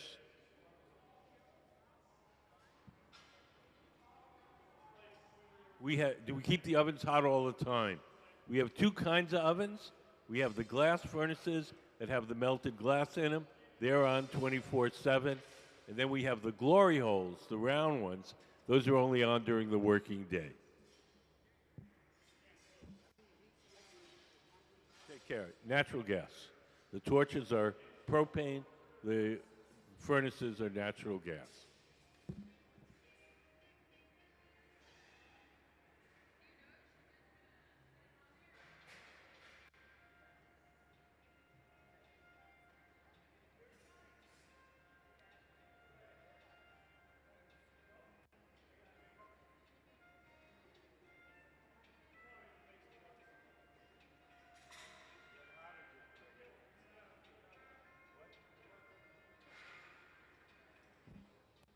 So next thing we're going to be doing is making goblets like you see here.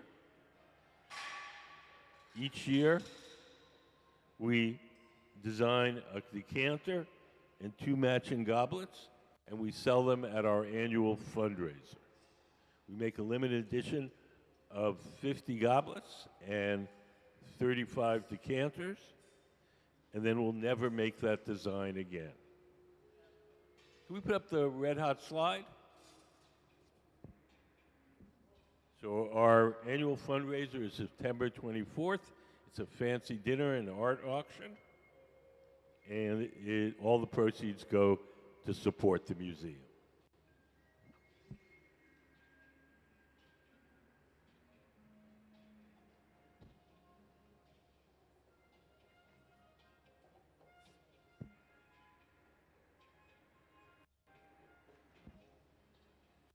So earlier in the day, we made some of these little, they're called supio or starts. And we put them in this oven over here, keep them warm. And then we're going to use them to make, we're going to use a big one to make the bowl of the goblet, and then a littler one to make the foot. So if we have a project where we have to make a bunch of things we want to look the same, whether it's color or pattern, we make a big long tube.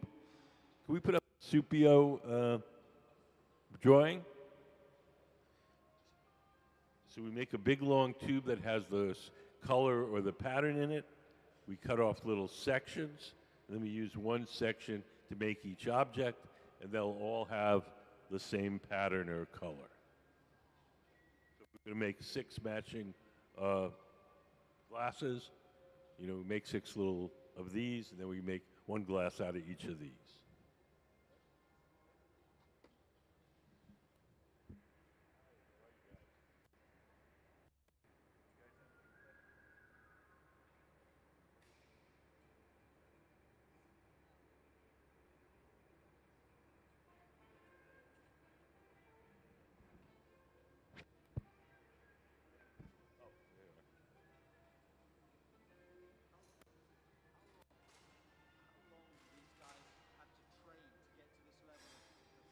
Oh, there is no formal system in glass blowing. So it's not like being a lawyer. It's more like it's more like playing piano. Um, Ben here has been blowing glass for 29 years. Gabe 26, and Sarah, I think about 23.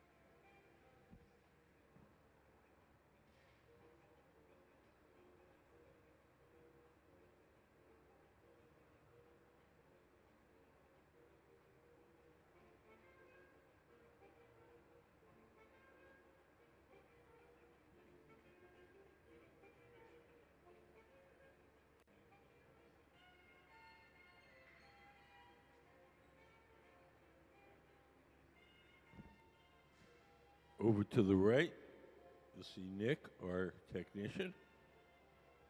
He's going to do what's called charging the furnace. He's going to fill the glass furnace with all the raw ingredients to make the glass. The raw ingredients are in those metal tubes. Glass is made mostly of three things: sand, soda ash, and lime. Sand is the bulk of it. It's usually between 60 and 75% sand. The soda ash is sodium carbonate. It acts as a flux, and it lowers the melting temperature of the sand. And the lime is calcium carbonate, and that stabilizes the mixture chemically.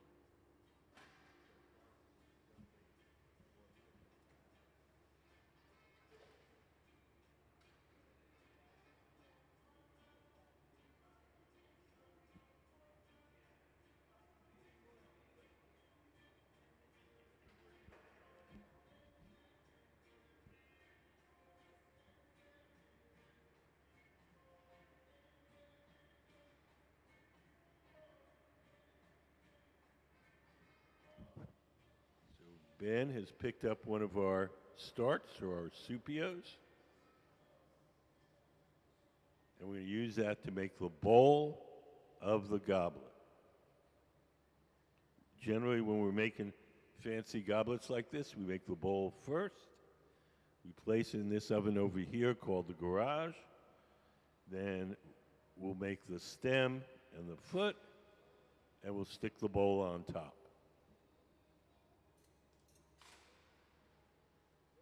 So Gabe's seated to the left. He's the guy that's blowing. He's blowing through that steel tube and inflating the glass as Ben, sitting at the bench, shapes it.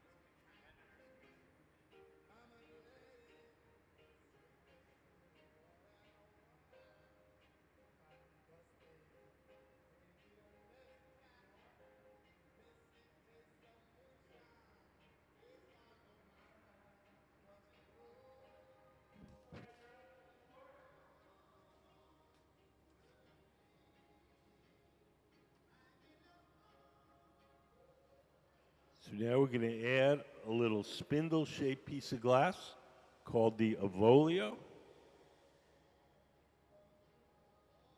We're going to wind on 2 little dollops of molten glass. There's number 1.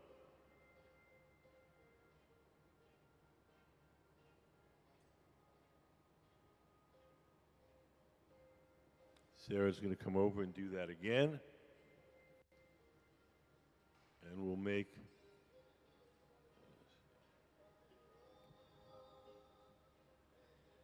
second little dollop, and we'll make the spindle shape called the Avolio. That would be this part right here. So the bowl is now attached to the pipe like this. The bottom sticking out. We've added the Avolio.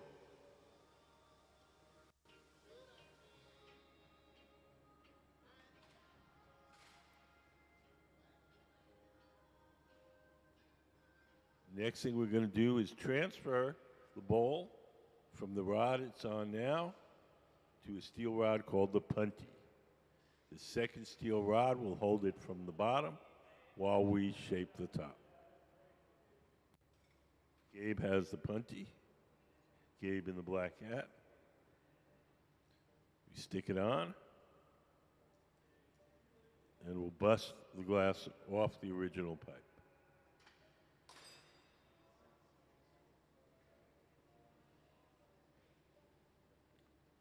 So now it's held from underneath. There's a little hole in the top. We're going to make that a big hole so you can drink out of it.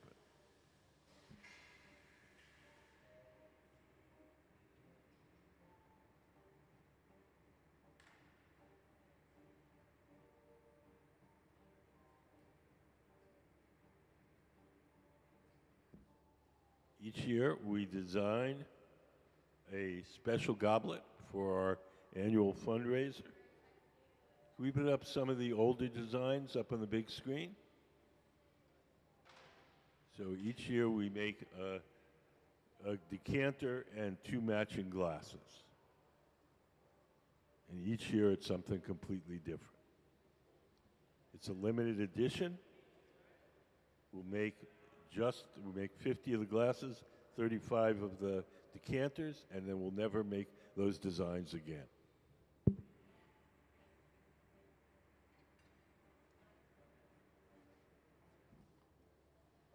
glass at the top is always a little thick, so we'll stretch it out a little bit and trim some of it off. When the glass is hot, you can cut it with the scissors.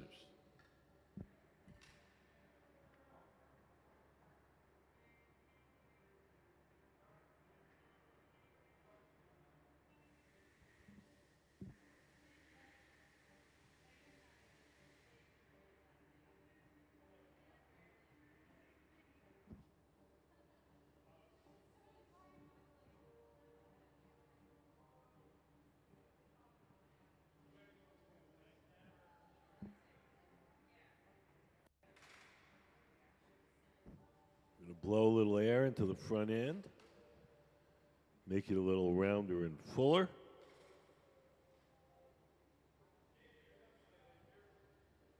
Does anybody have any questions? Yes. We're making these goblets right here.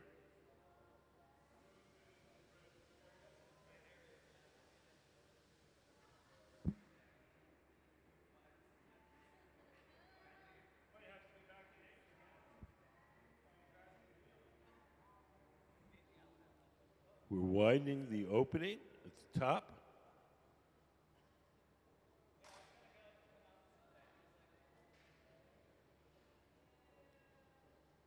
We heat up the glass. It only stays soft for a little while. So we do whatever shaping we can while it's soft. And then we return to the glory hole, the round furnace, and heat and soften it again.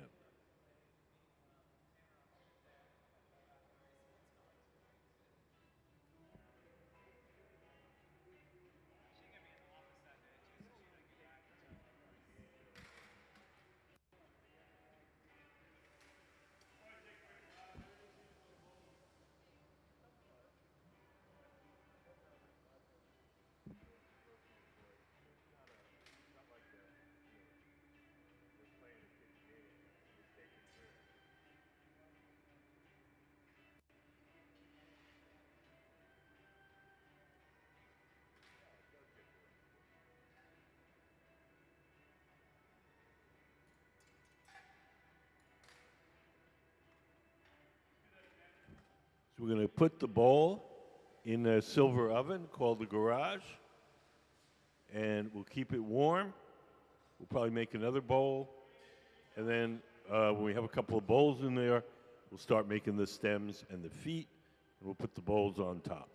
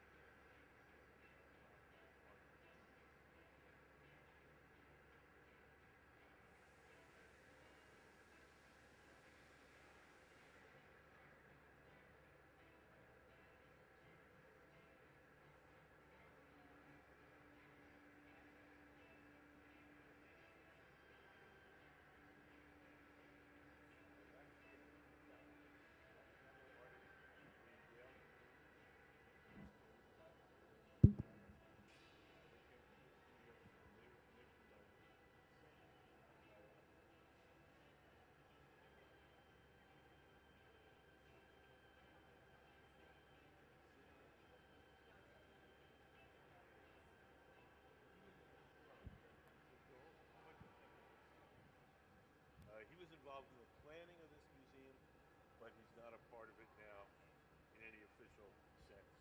We admire him as an artist, but he has his own separate thing going on.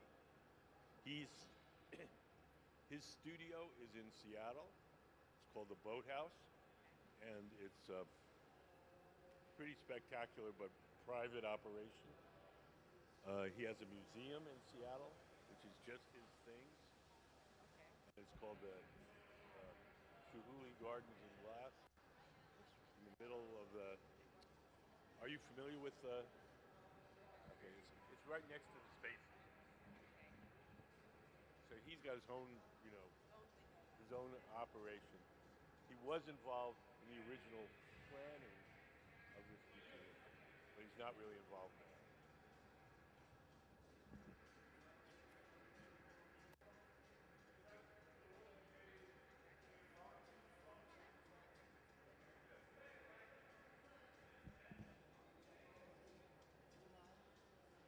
So if you just came in, we're making these goblets here. We're making them for our annual fundraiser. Each year, we make a limited edition goblet. We sell it at our annual fundraiser, the Red Hot Gala.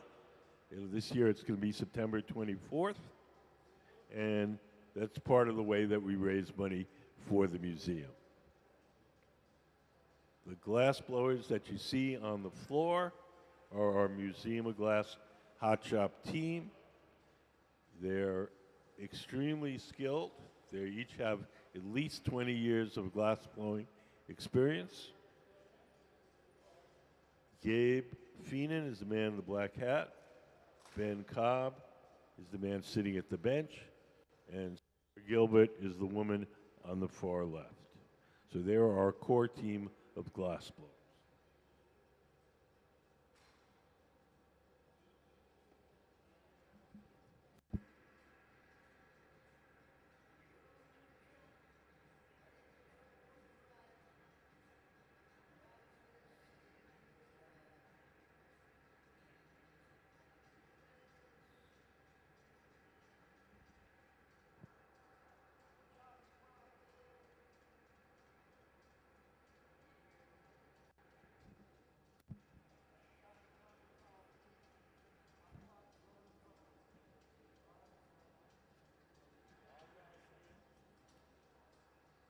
We have two kinds of furnaces.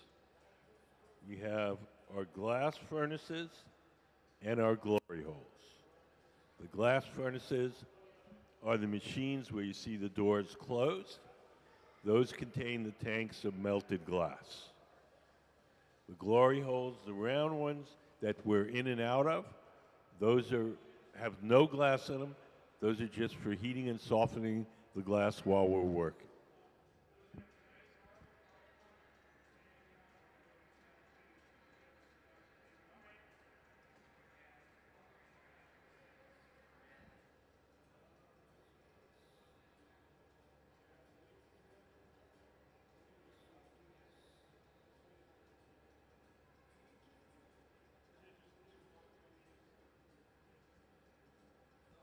Sarah's going to bring over a little dab of glass. Ben is going to wind it on. We'll repeat that process. And we're going to make a little spindle-shaped decoration that'll be at the bottom of the bowl. Be this start right here, and that's called the avolia. Yes. The colors in glass come mostly from metals dissolved in the glass when you first cook it up. Cobalt makes it blue, chromium makes it green, a little bit of gold makes it red.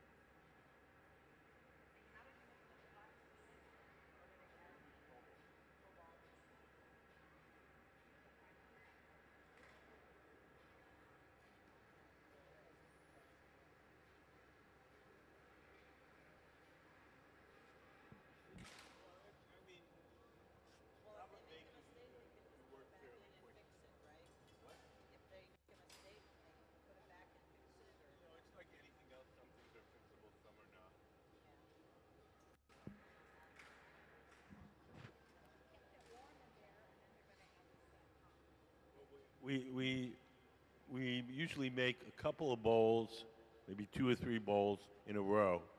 Then we start to make the stems and the feet. If we were doing production, like we trying to make money with this, we might make bowls all day long. But we want you to see the whole process. So while we're doing it, we'll make a couple of bowls, then we'll make a complete goblet, then we'll make a couple of more bowls.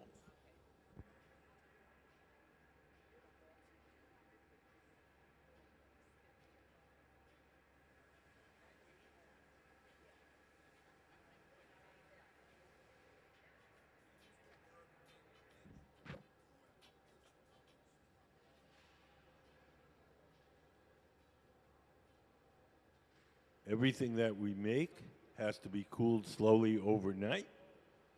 So the goblets that he's taking out of that oven, those were made yesterday. They've been cooling overnight, and now they're ready to use. We're making 50 total? Yes.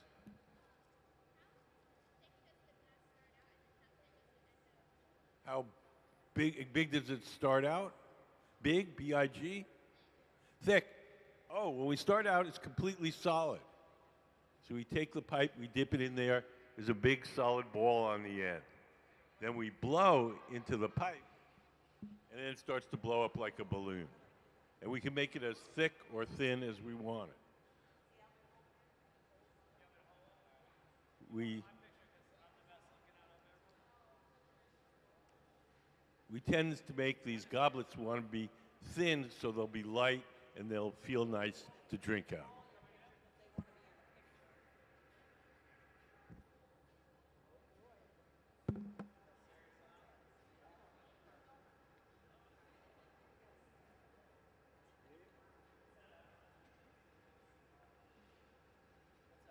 I thought maybe I would take a picture of you with them.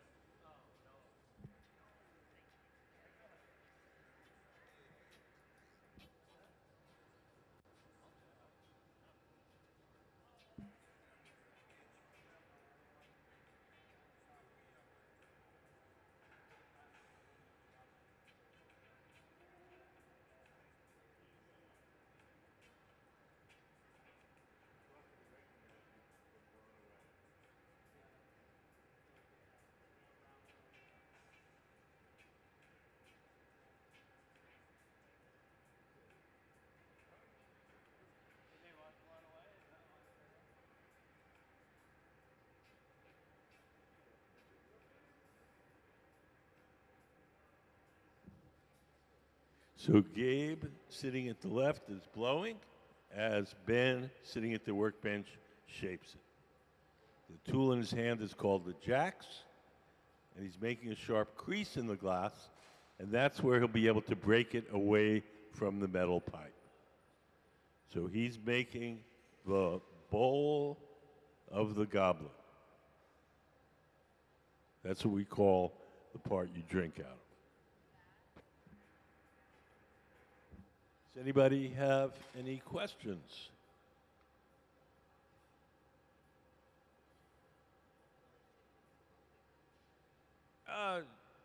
Yeah, we're not doing it all at once. We're making bowls separately, and then we're going to make the feet and the stems, so it's not like end to end. I can time it.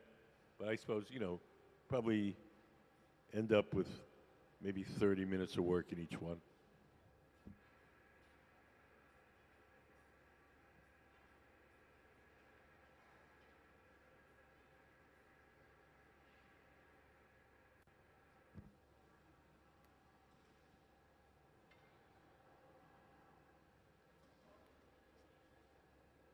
You guys have any questions?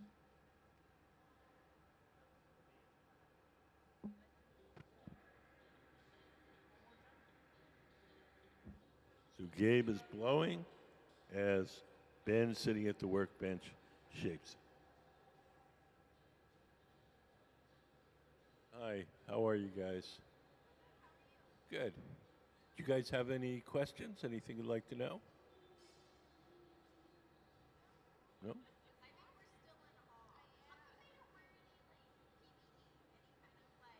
don't really need it.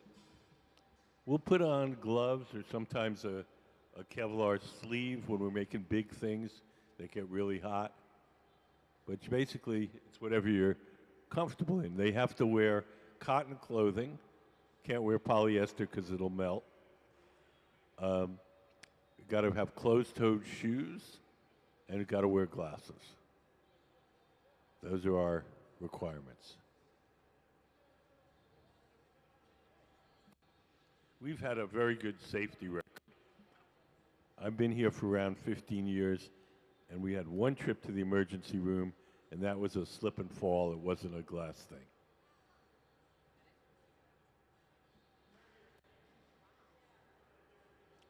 The real danger in this shop is the repetitive motion injuries.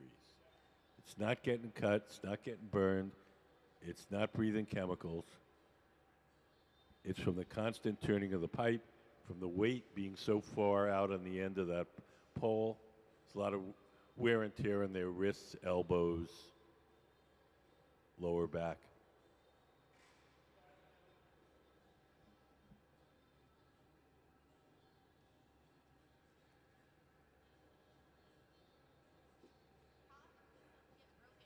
What? Every once in a while. Depends what we're making. If we're making something that we're used to, then maybe 1 out of 100. If we're making something completely new, maybe 1 out of 5.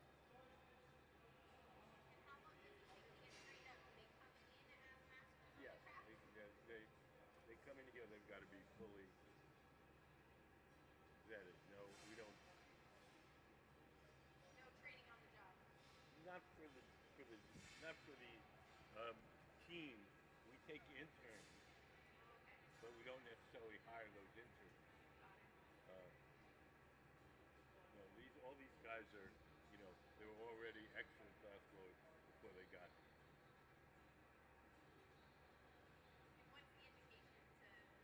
There's no um, there's no formal process. It's more like learning piano than it is like being a lawyer. It's not 2 years of this or 3 years of degrees. Pretty much. I mean, like Gabe, the guy with the black hat, he learned entirely at work. And Sarah and Ben learned at art colleges, but there's no one formal path like there is to be a lawyer.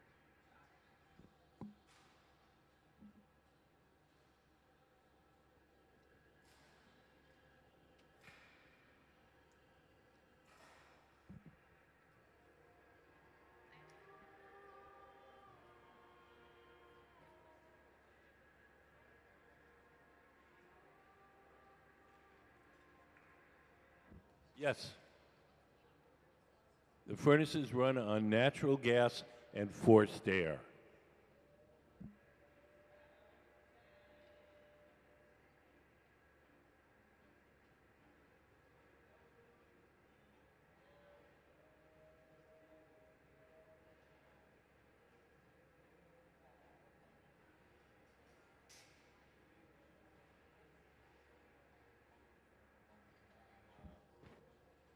So we're going to widen that opening.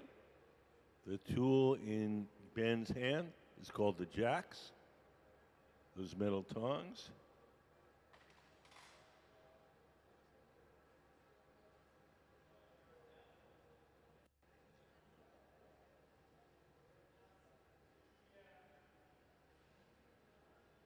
Hi, how are you guys? Good. You guys have any questions?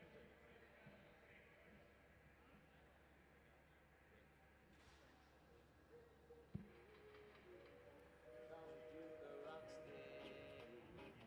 It's Baba Boogie time.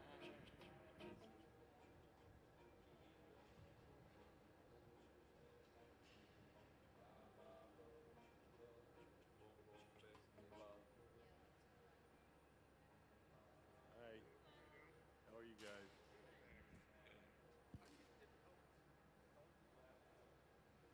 Mostly from metal dissolved in the glass when it's first cooked up. Called cobalt makes it blue, chromium makes it green, tin makes it white. What makes it clear? Then nothing makes Nothing? it clear. Just put nothing in it? All right. Just the ingredients of the glass. And then like a chemical reaction from there? Yeah, I mean, that's how you make. You take the sand, soda ash, and lime. You cook them together, you get glass, and it's clear. Okay. You don't make it clear. You want to make it blue. You take sand, soda ash, lime, and cobalt. You cook that up, and that'll be blue glass. Hi, how are you guys? Good, how are you?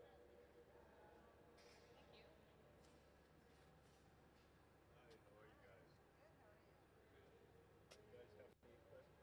Very good, thank you.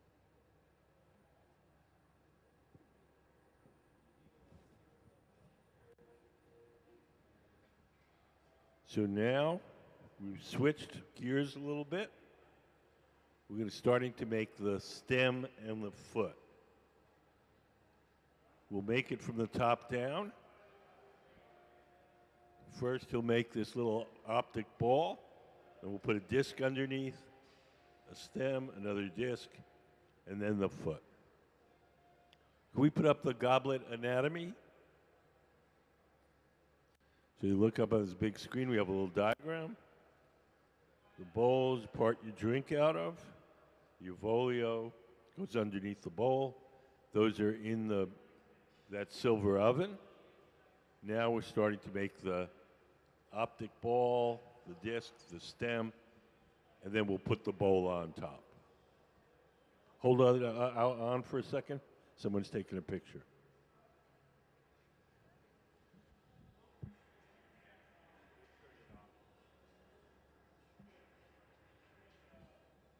Does anybody have any questions?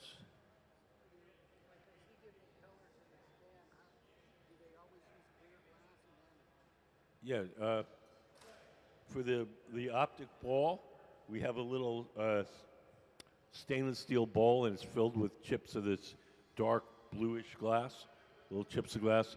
And we rolled the clear glass in that and then melted it on. Those are called frit, F-R-I-T.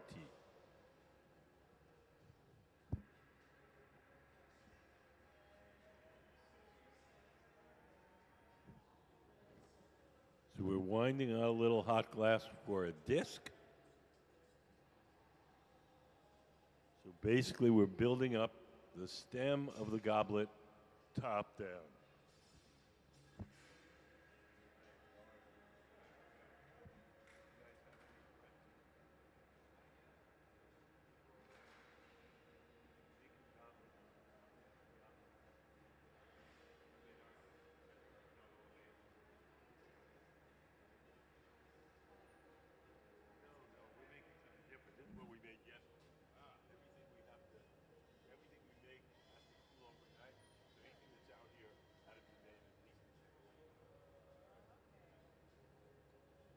So we're going to make one that's like those blue ones, a kind of greenish blue on the table. That's the ones we're making right now.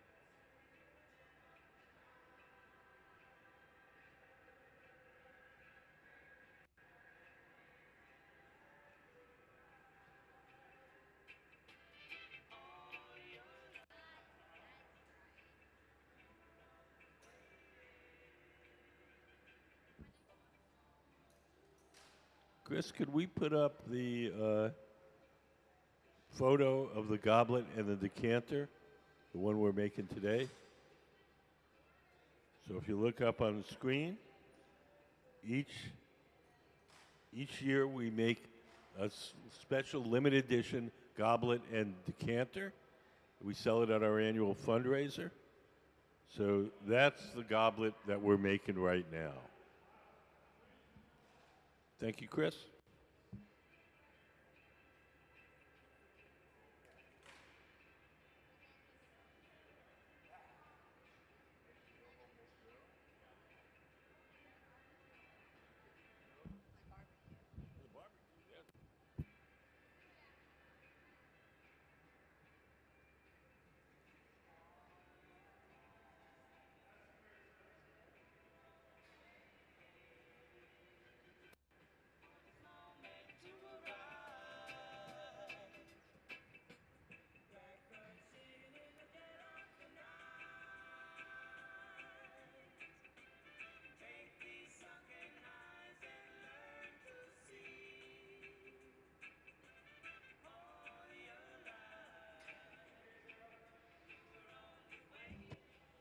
So we're going to transfer the goblet bowl.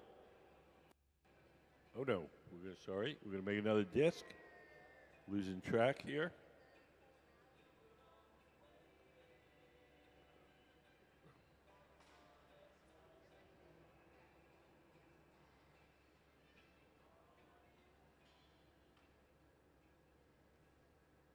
Next thing we're going to do is add the foot.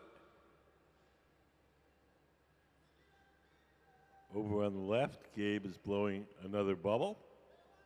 And we're going to make what's called a blown foot. It's a typical Venetian style foot. We make it with an additional bubble.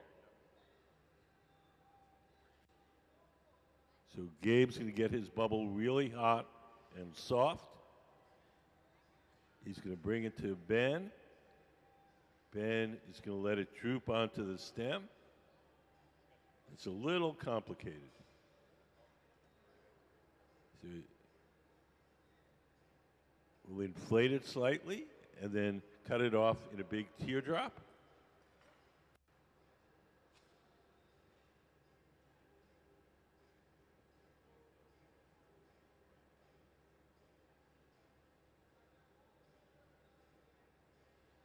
We're going to heat that teardrop up, and we're going to cut that in half.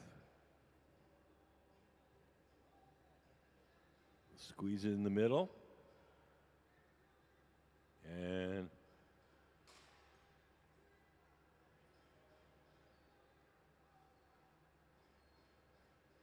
we'll bust off the pointy part.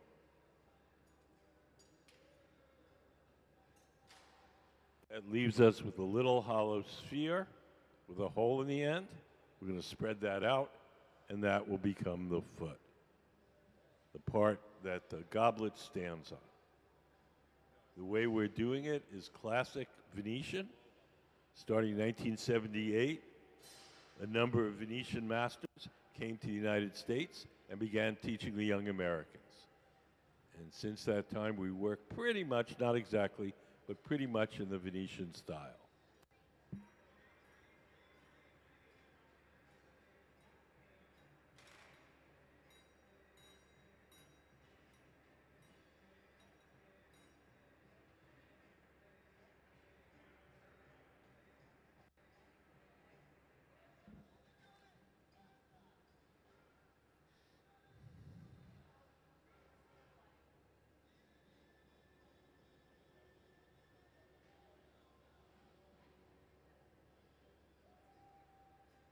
Ben's taking his jacks and just straightening out our foot.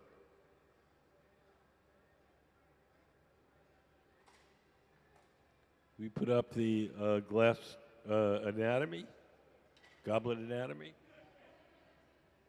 So you look up in the big screen.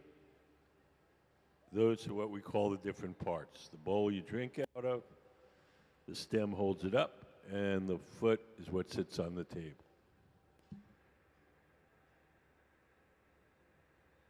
Yes.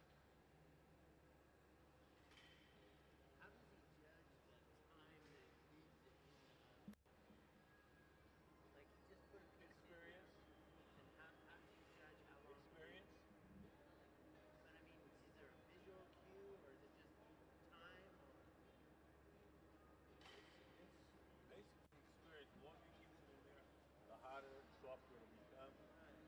depending on what he wants to do next.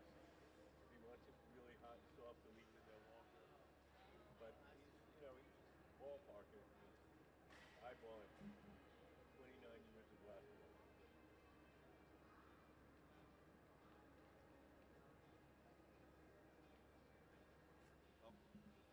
Did you have a question? What? How hot is it? The oven is 2,300 degrees. That's there you go. It's 200 degrees hotter than the hottest volcano.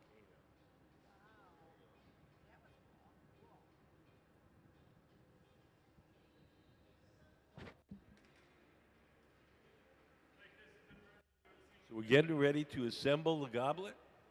This is going to happen very quickly. Ben will be sitting down at the workbench with the stem and the foot. Sarah will come over with a little blob of molten glass, put the tiniest little bit on top of the stem, followed by Gabe with the bowl. So it's all going to all has to happen quite quickly.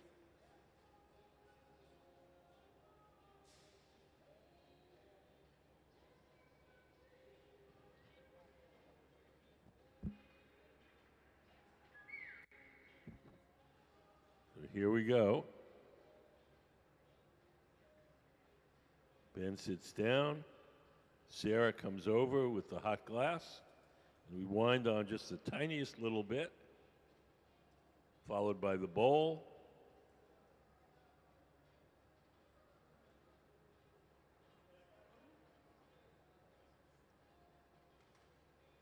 And our goblet is assembled.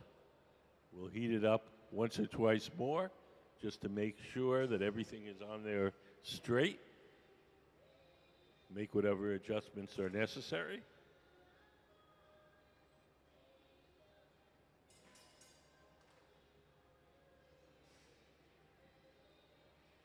Like pretty much everything else we make, it's got to be cooled slowly or it'll break.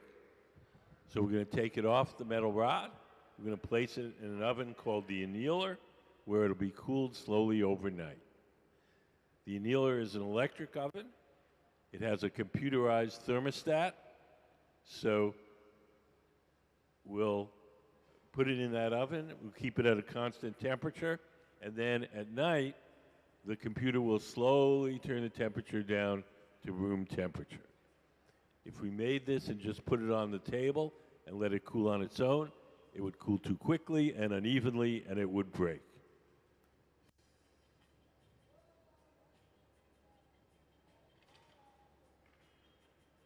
We'll put a few drops of water on the joint between the goblet and the metal rod. The water will crack that joint, and just a light tap will release it.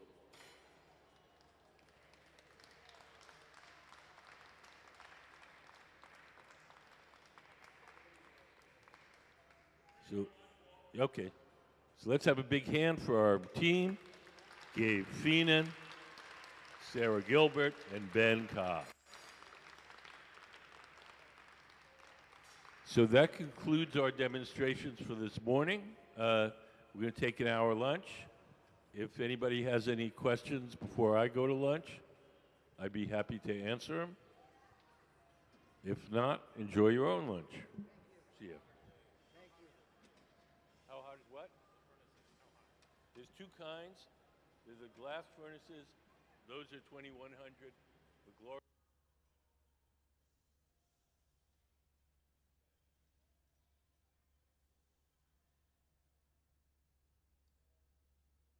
Anything happen if the molten glass touched the ground? Not really. Sometimes, if it's a big enough, hot enough piece, the concrete will pop, but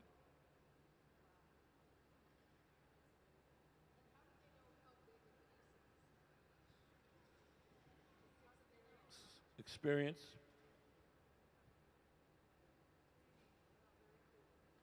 See you guys. Take care.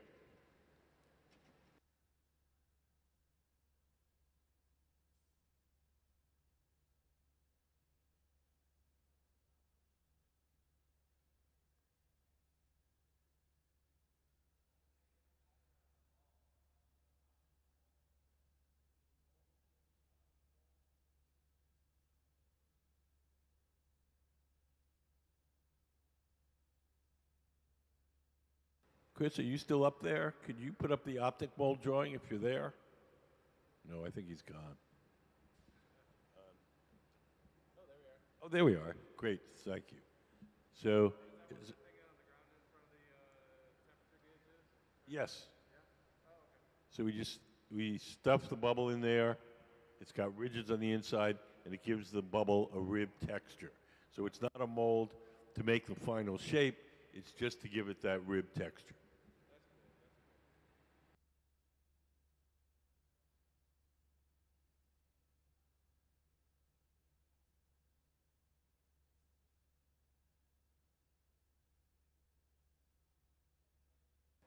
We have guest artists that come from Murano sometimes. Yeah, I mean, it's not, I don't know, it's not, I don't think it's as formal as you're making it out to be. But we have, yeah, we have guest artists come in from all over the world, from Japan, Sweden, Murano. Uh, they come for a week and they work with our team. And, you know, of course, ideas are exchanged. People learn stuff. Yeah. What? Oh, good. Very, very skillful. Oh, no, these guys, you're looking at some world-class glassblowers.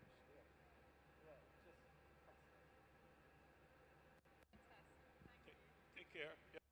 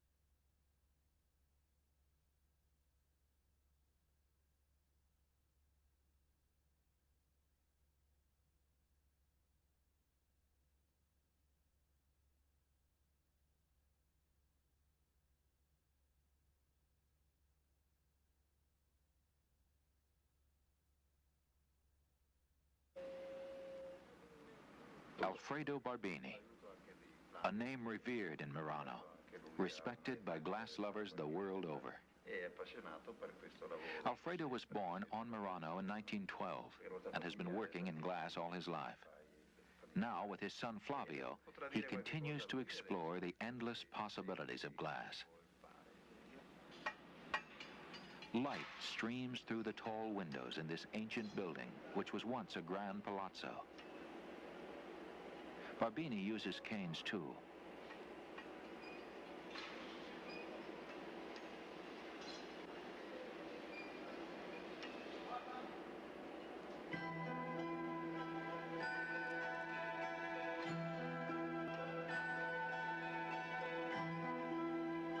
The steps are familiar, but always new. Rolling on the marvering board, heating, shaping, blowing, ever changing.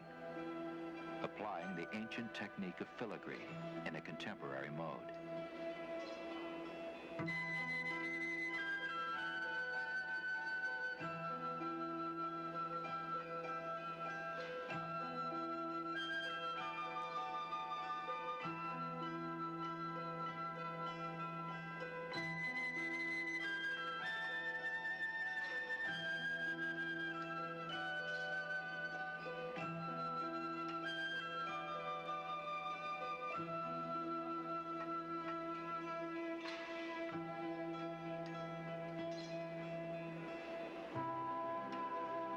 The team has done much of the preliminary work for Barbini. He must conserve his strength for the critical moments in the making of this bowl.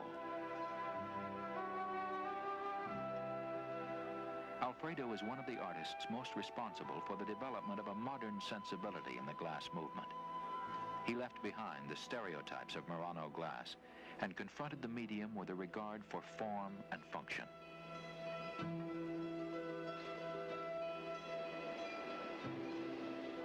Barbini prepares the piece and himself for the crucial last steps.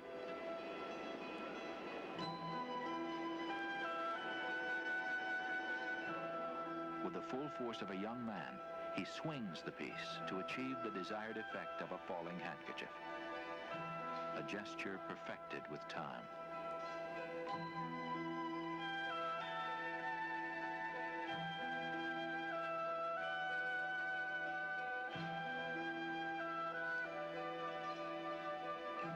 The final touches are made.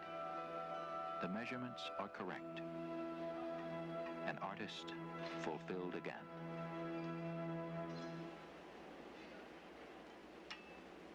The furnace of Barbini is a family venture. In addition to Flavio, his sister Oceana handles the sales and administration. Working together as a family is the traditional Italian way.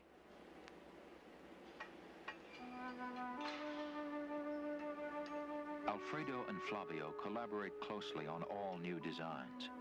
The drawing proceeds. The steps for the making of a glass centerpiece are reviewed.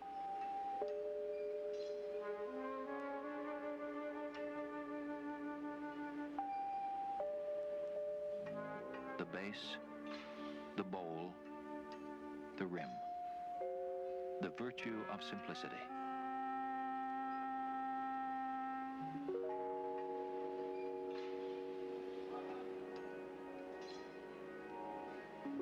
The realization begins. Barbini uses a very pure soda glass called Cristallo, first developed in Murano in the 14th century. It has remarkable clarity and sparkle.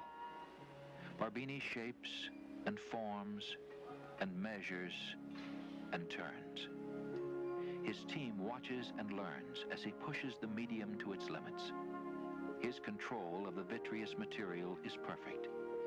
He is clearly a master, whose talent and authority are undisputed. A master of Murano.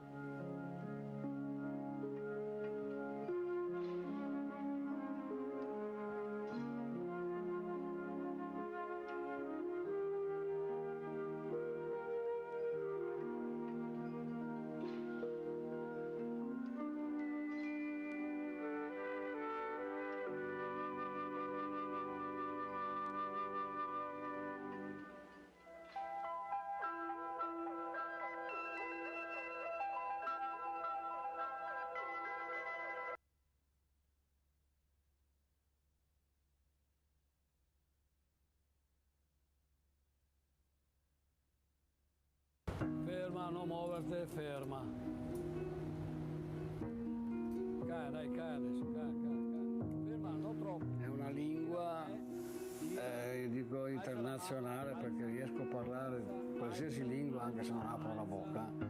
Se sono in Cina, se sono in Giappone, se sono in America, io comunque riesco a comunicare, parlare con la gente con le cose che faccio.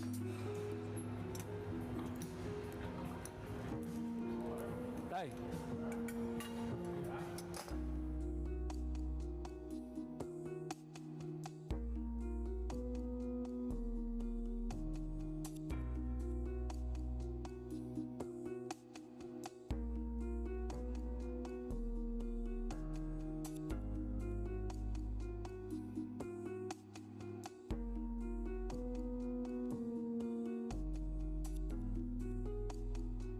La cosa bella e la cosa che io ricordo sempre è stato che io giocavo nell'erba da bambino, avevo 5 anni e giocando un pezzo di vetro, perché Murano è fatta sul vetro, un pezzo di vetro ha tagliato la mia gamba e mia madre subito ha detto: oh Pino, il vetro ti è entrato nel sangue. La passione del lavoro me l'ha data mia madre, che era una donna molto forte, e mio padre si è arrabbiato, chiaramente non voleva. Ok, I like it. Some fruit, you look fruit.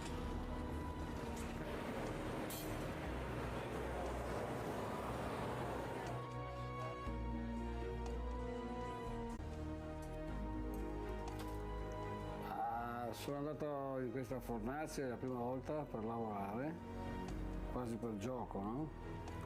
Avevo 6-7 anni, forse 8.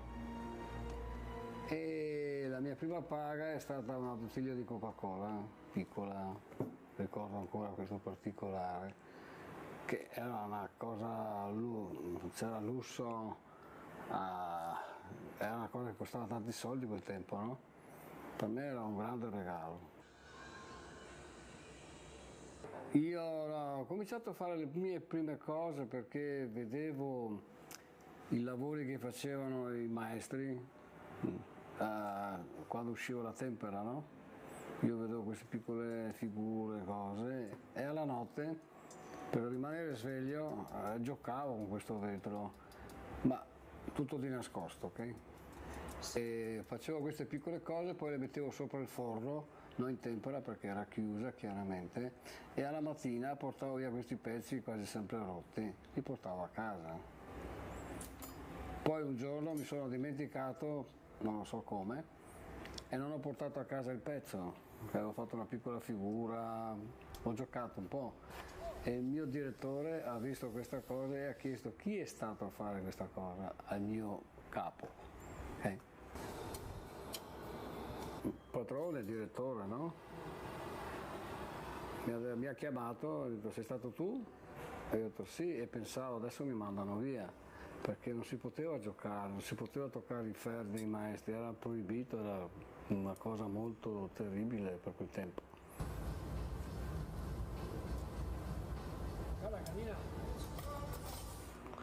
E allora lui mi ha detto ok, tu domani vai a lavorare in artistico, fornace di artistico con il maestro Nason, Hermano Nason. E questo è stato il mio primo passo importante. Io credo che sia molto importante lavorare vicino a un grande maestro e poter avere la fortuna di veder lui lavorare, perché è una scuola unica, un'unica scuola, non c'è studio, non c'è diploma, non c'è niente, tu devi lavorare vicino a un maestro.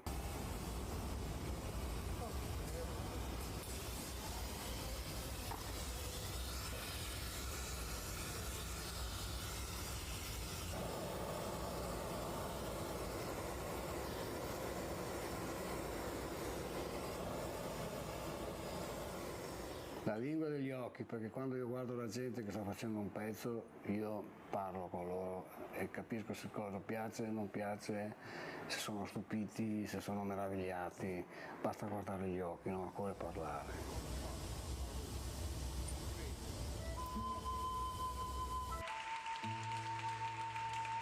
Il silenzio della creatività. La mia storia continua con Barbini. Uscito da Mazzega sono andato da Barbini, Alfredo, un altro grandissimo maestro, una grande persona, una grande personalità, è un inventore del massello, del vetro pieno.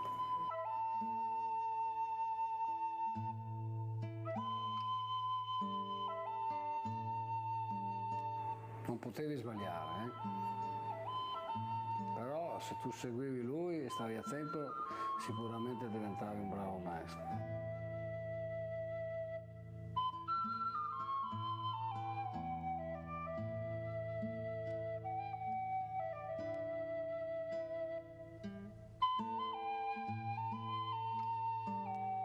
Quando ho vinto il mio primo premio, che avevo 18 anni, 19, ho vinto la Rosa d'Oro, che è un premio internazionale, e Barbini mi ha scritto un telegramma bellissimo che ho ancora messo via.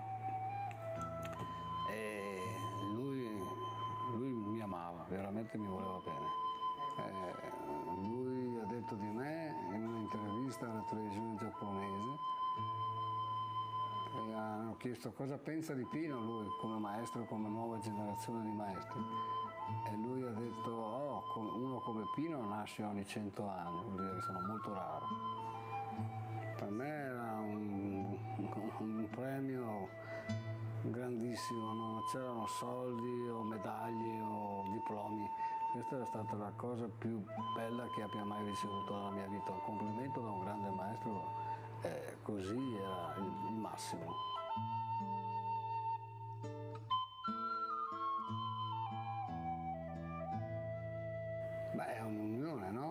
cervello trasmette quello che le mani devono fare e le mani devono accontentare quello che vuole il cervello, perciò è una collaborazione, non si può stare senza il cervello e avere solo le mani, ma devi avere il cervello, soprattutto il cervello è quello che ti dà le direzioni. Poi c'è il cuore è un altro cervello, molto delicato.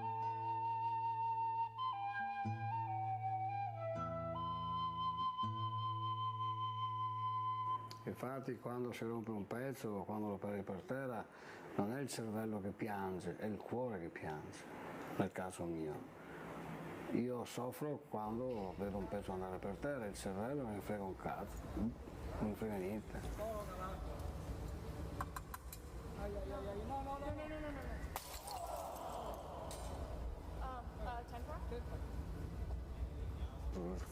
La voglia di reagire e dire no, caspita, non deve essere così, devo rifarlo, devo riparare, è anche una cosa molto che mi stimola, perché ricostruire mi sento un po' come un chirurgo, no? Un dottore che fa un'operazione, quando il pezzo è rotto io devo aggiustarlo, è come mettere a posto una gamba a una persona o un braccio che si è rotto, con la stessa professionalità, con la stessa emozione.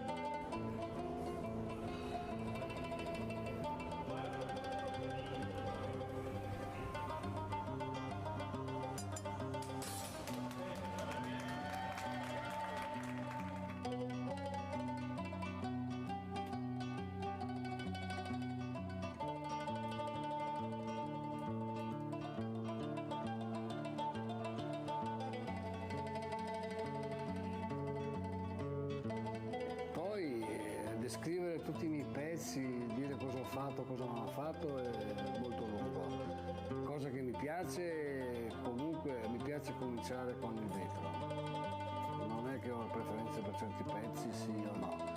Quando io comincio qualcosa con il vetro c'è già la mia scultura.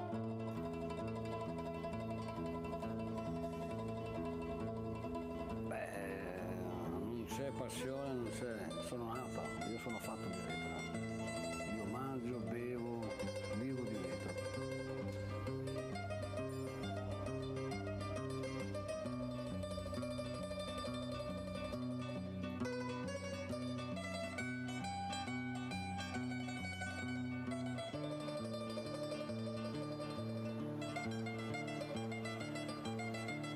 E cresce tutto con me, sta crescendo con me, è cresciuto con me, io sono fatto di vetro.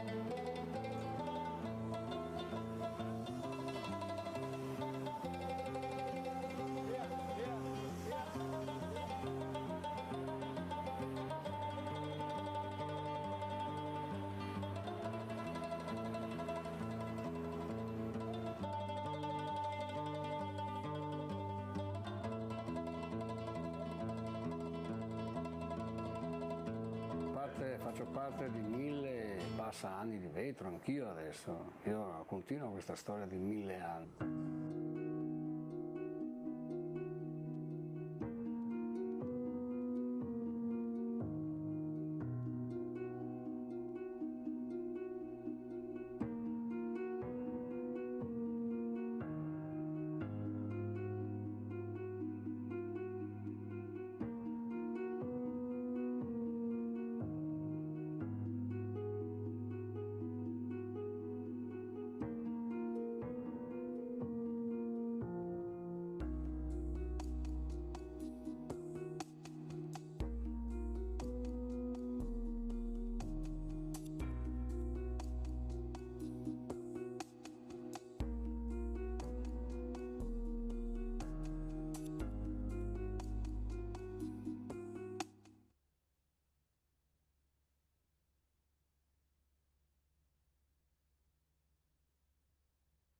Infatti quando si rompe un pezzo o quando lo perdi per terra non è il cervello che piange, è il cuore che piange, nel caso mio.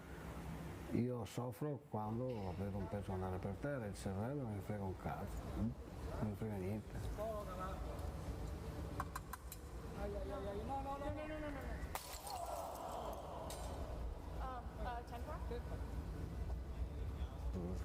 La voglia di reagire e dire no, caspita, non deve essere così, devo rifarlo, devo riparare è anche una cosa molto che mi stimola, perché ricostruire mi sento un po' come un chirurgo, no? Un dottore che fa un'operazione, quando il pezzo è rotto io devo aggiustarlo, è come mettere a posto una gamba a una persona o un braccio che si è rotto, con la stessa professionalità, con le stesse emozioni.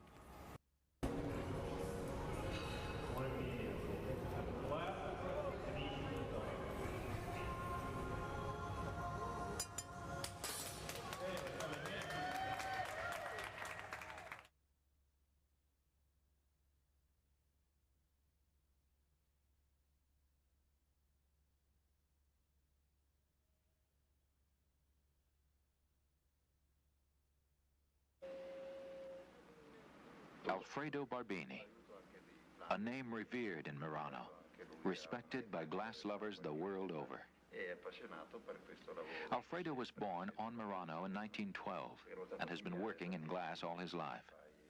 Now, with his son Flavio, he continues to explore the endless possibilities of glass. Light streams through the tall windows in this ancient building, which was once a grand palazzo. Barbini uses canes too.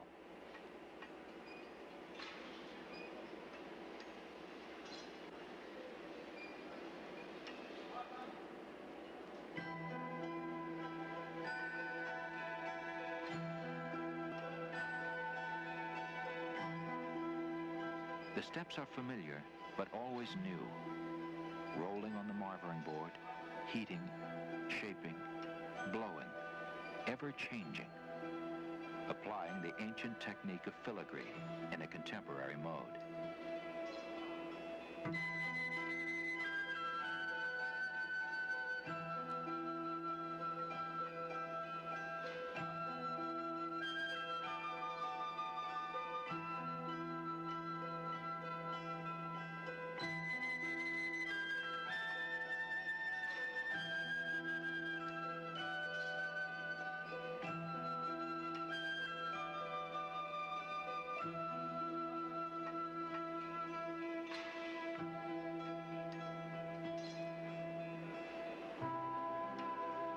The team has done much of the preliminary work for Barbini. He must conserve his strength for the critical moments in the making of this bowl. Alfredo is one of the artists most responsible for the development of a modern sensibility in the glass movement. He left behind the stereotypes of Murano glass and confronted the medium with a regard for form and function.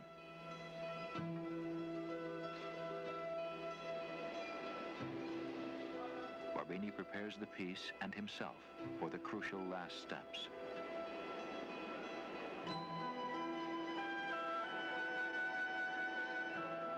With the full force of a young man, he swings the piece to achieve the desired effect of a falling handkerchief. A gesture perfected with time.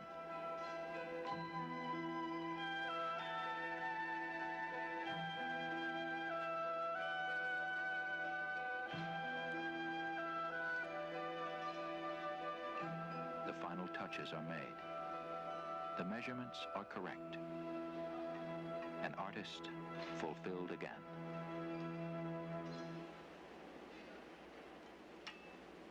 The furnace of Barbini is a family venture. In addition to Flavio, his sister Oceana handles the sales and administration. Working together as a family is the traditional Italian way.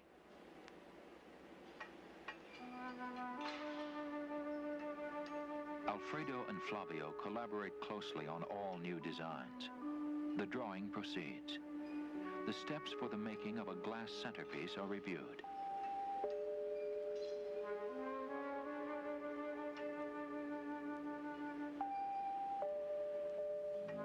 The base, the bowl, the rim. the virtue of simplicity.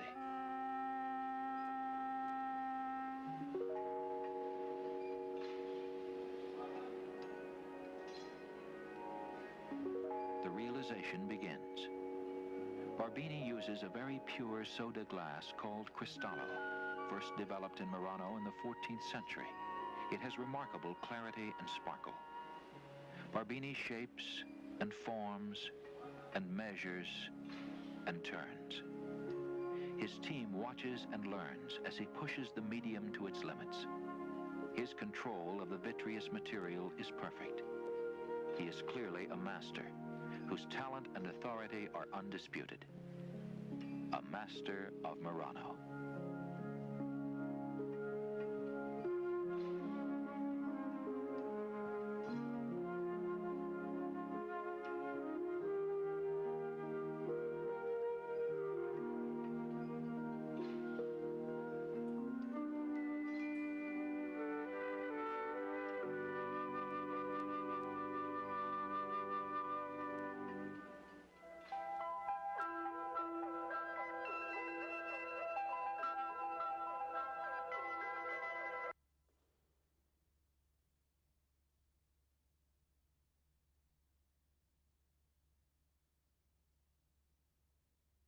Ferma, non muoverti, ferma. Cade, dai, cade adesso, cade. Ferma, non troppo. È una lingua, io dico internazionale, perché riesco a parlare qualsiasi lingua anche se non apro la bocca. Se sono in Cina, se sono in Giappone, se sono in America, io comunque riesco a comunicare, parlare con la gente, con le cose che faccio.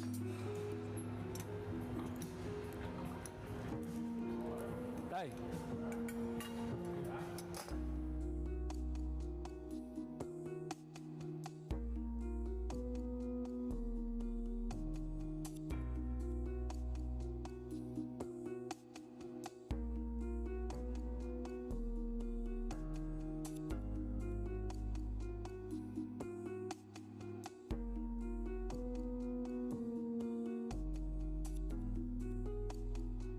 La cosa bella e la cosa che io ricordo sempre è stato che io giocavo nell'erba da bambino, avevo 5 anni, e giocando un pezzo di vetro, perché Murano è fatta sul vetro, un pezzo di vetro ha tagliato la mia gamba e mia madre subito ha detto: oh Pino, il vetro ti è entrato nel sangue.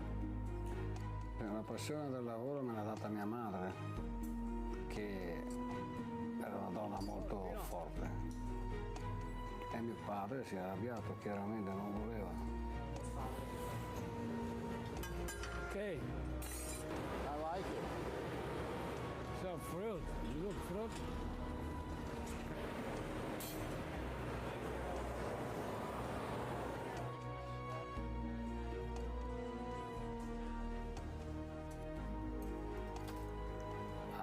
Sono andato in questa fornace la prima volta per lavorare, quasi per gioco, no? Avevo 6-7 anni, forse 8. E la mia prima paga è stata una bottiglia di Coca-Cola, piccola, ricordo ancora questo particolare, che era una cosa, c'era lusso, era una cosa che costava tanti soldi quel tempo, no? Per me era un grande regalo. Io ho cominciato a fare le mie prime cose perché vedevo i lavori che facevano i maestri quando usciva la tempera, no? Io vedevo queste piccole figure, cose, e alla notte, per rimanere sveglio, giocavo con questo vetro, ma tutto di nascosto, ok? E facevo queste piccole cose, poi le mettevo sopra il forno, non in tempera perché era chiusa chiaramente, e alla mattina portavo via questi pezzi quasi sempre rotti, li portavo a casa. Poi un giorno mi sono dimenticato, non so come, e non ho portato a casa il pezzo, avevo fatto una piccola figura, ho giocato un po', e il mio direttore ha visto questa cosa e ha chiesto chi è stato a fare questa cosa al mio capo. Okay? Il padrone, il direttore, no? Mi ha chiamato, ha detto: sei stato tu? E io ho detto sì, e pensavo adesso mi mandano via, perché non si poteva giocare, non si poteva toccare i ferri dei maestri, era proibito, era una cosa molto terribile per quel tempo.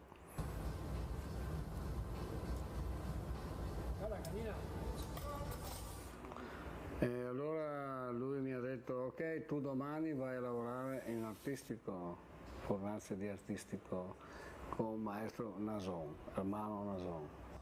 E questo è stato il mio primo passo importante. Io credo che sia molto importante lavorare vicino a un grande maestro e poter avere la fortuna di veder lui lavorare, perché è una scuola unica, un'unica scuola, non c'è studio, non c'è diploma, non c'è niente, tu devi lavorare vicino a un maestro.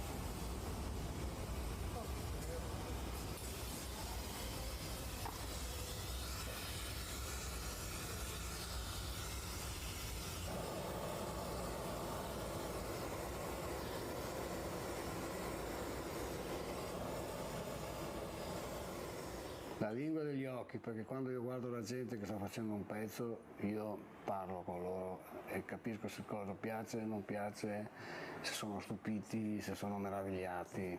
Basta guardare gli occhi, non occorre parlare.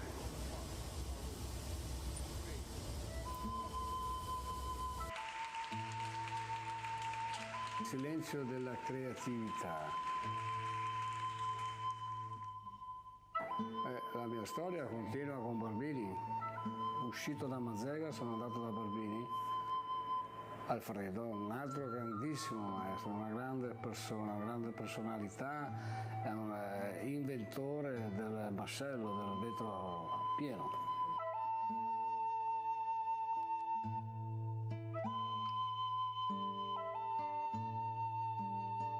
Non potevi sbagliare, Però se tu seguivi lui e stavi attento, sicuramente diventavi un bravo maestro.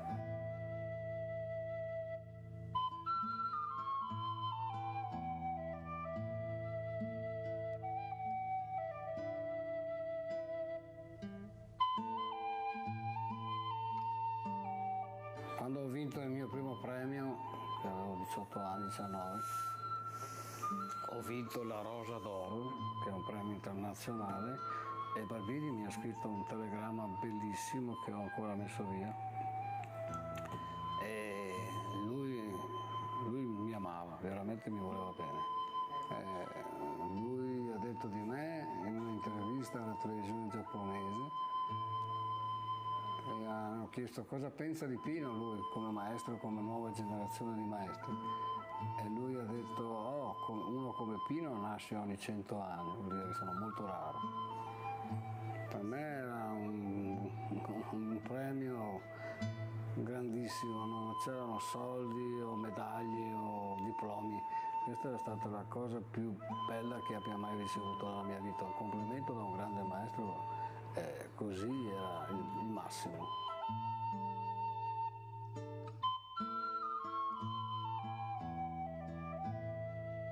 Beh, è un'unione, no? Il cervello trasmette quello che le mani devono fare e le mani devono accontentare quello che vuole il cervello.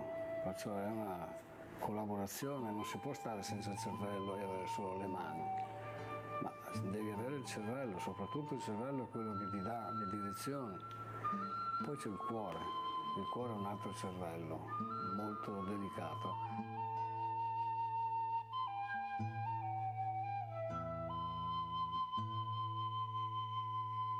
Infatti quando si rompe un pezzo o quando lo perdi per terra non è il cervello che piange, è il cuore che piange, nel caso mio. Io soffro quando vedo un pezzo andare per terra, il cervello non mi frega un cazzo, non mi frega niente.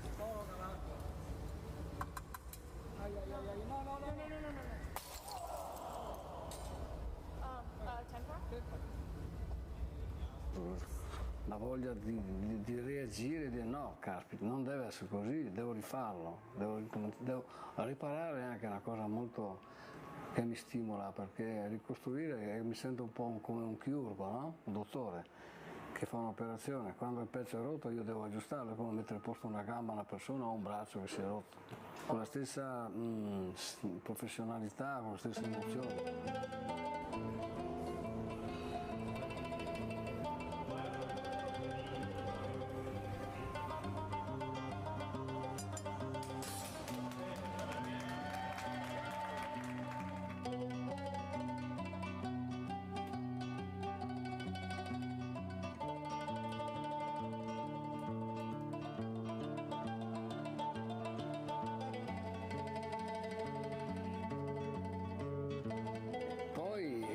descrivere tutti i miei pezzi, dire cosa ho fatto, cosa non ho fatto è molto lungo. Cosa che mi piace, comunque mi piace cominciare con il vetro. Non è che ho preferenze per certi pezzi, sì o no. Quando io comincio qualcosa con il vetro c'è già la mia scultura.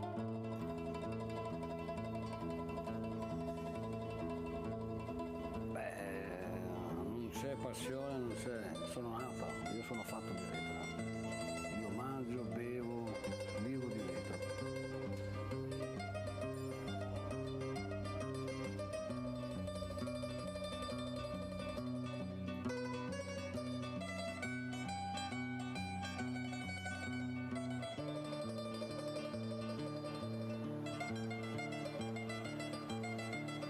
E cresce tutto con me, sta crescendo con me, è cresciuto con me, io sono fatto di vetro.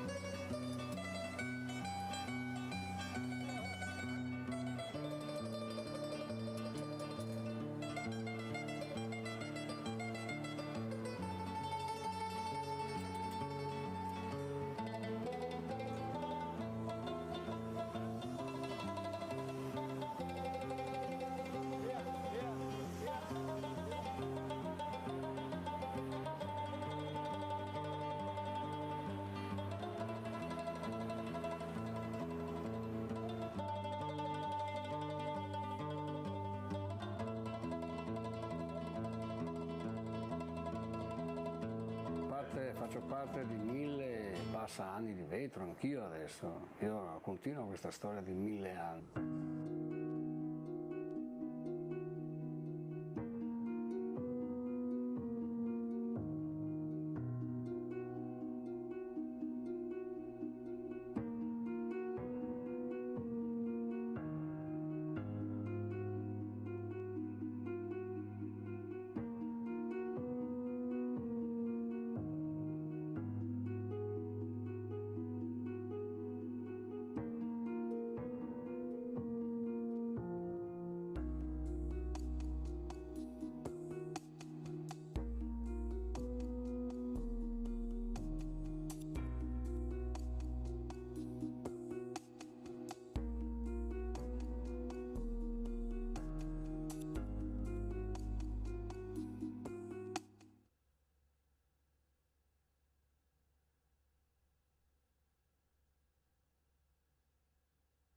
Infatti quando si rompe un pezzo o quando lo perdi per terra non è il cervello che piange, è il cuore che piange, nel caso mio.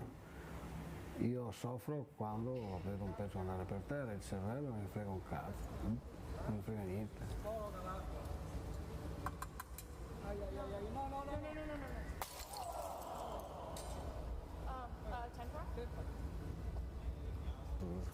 La voglia di reagire e dire no, caspita, non deve essere così, devo rifarlo, devo riparare, è anche una cosa molto che mi stimola, perché ricostruire mi sento un po' come un chirurgo, no? Un dottore che fa un'operazione, quando il pezzo è rotto io devo aggiustarlo, è come mettere a posto una gamba a una persona o un braccio che si è rotto, con la stessa professionalità, con le stesse emozioni.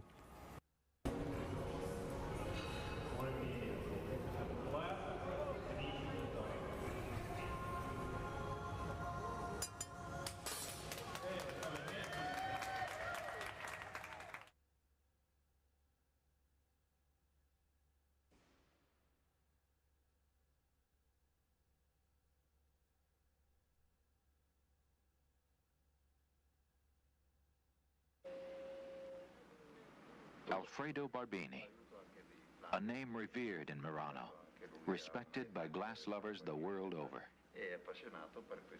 Alfredo was born on Murano in 1912 and has been working in glass all his life. Now, with his son Flavio, he continues to explore the endless possibilities of glass.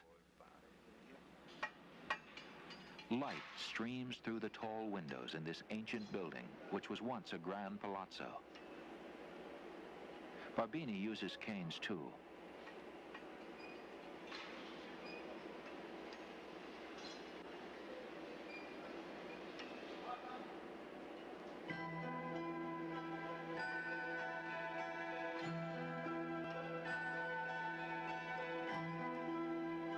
The steps are familiar, but always new. Rolling on the marvering board, heating, shaping, blowing, ever changing.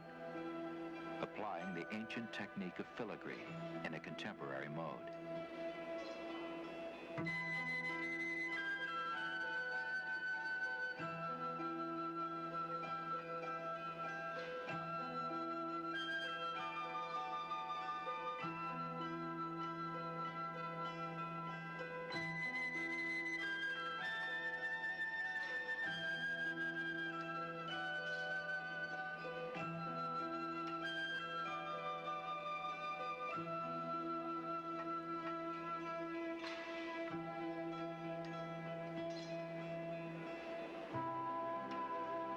The team has done much of the preliminary work for Barbini.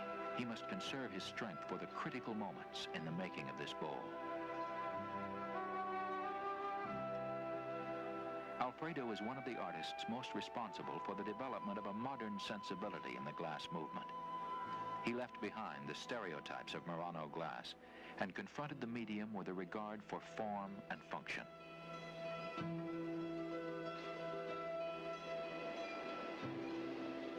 Barbini prepares the piece and himself for the crucial last steps.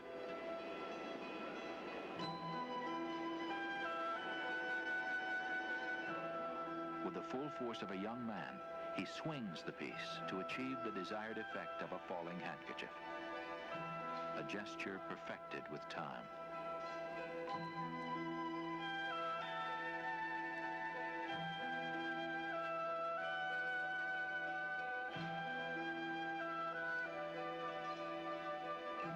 The final touches are made. The measurements are correct. An artist fulfilled again.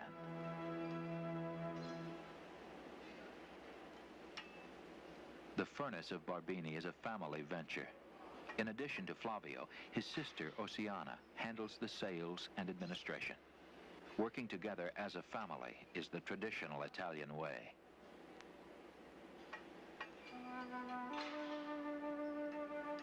Alfredo and Flavio collaborate closely on all new designs. The drawing proceeds. The steps for the making of a glass centerpiece are reviewed.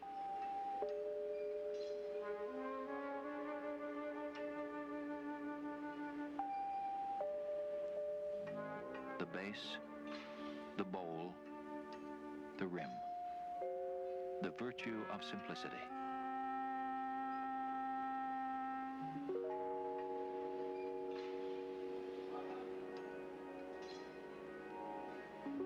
The realization begins.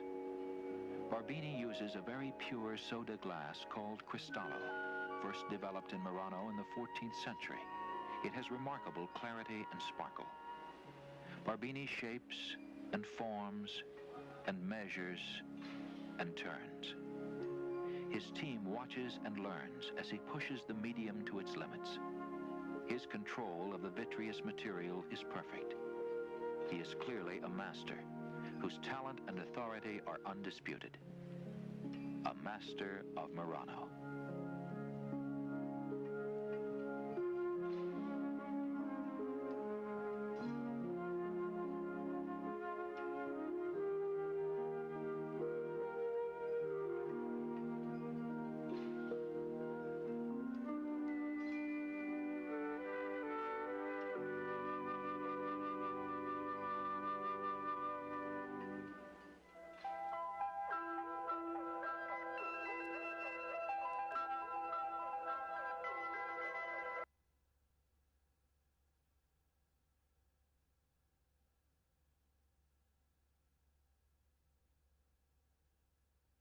Ferma, non muoverti, ferma. Cade, cade. Ferma, non troppo. È una lingua, dico internazionale perché riesco a parlare qualsiasi lingua anche se non apro la bocca. Se sono in Cina, se sono in Giappone, se sono in America, io comunque riesco a comunicare, parlare con la gente, con le cose che faccio.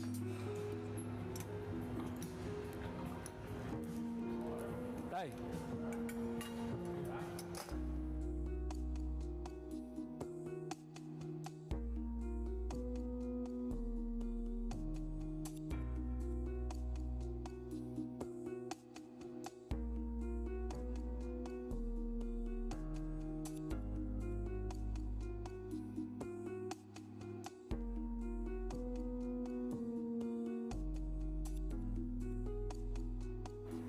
cosa bella e la cosa che io ricordo sempre è stato che io giocavo nell'erba da bambina, avevo 5 anni, e giocando un pezzo di vetro, perché Murano è fatta su vetro, e un pezzo di vetro ha tagliato la mia gamba e mia madre subito ha detto: oh Pino, il vetro ti è entrato nel sangue.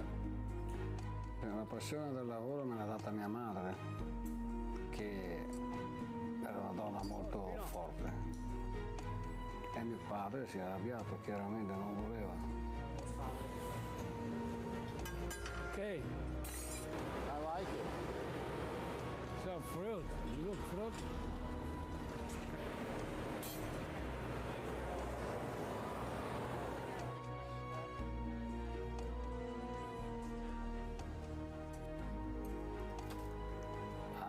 Sono andato in questa fornace la prima volta per lavorare, quasi per gioco, no? Avevo 6-7 anni, forse 8. E la mia prima paga è stata una bottiglia di Coca-Cola, piccola, ricordo ancora questo particolare, che era una cosa, c'era lusso, era una cosa che costava tanti soldi quel tempo, no? Per me era un grande regalo. Io ho cominciato a fare le mie prime cose perché vedevo i lavori che facevano i maestri quando usciva la tempera, no? Io vedevo queste piccole figure, cose, e alla notte, per rimanere sveglio, giocavo con questo vetro, ma tutto di nascosto, ok? E facevo queste piccole cose, poi le mettevo sopra il forno, non in tempera perché era chiusa chiaramente, e alla mattina portavo via questi pezzi quasi sempre rotti, li portavo a casa.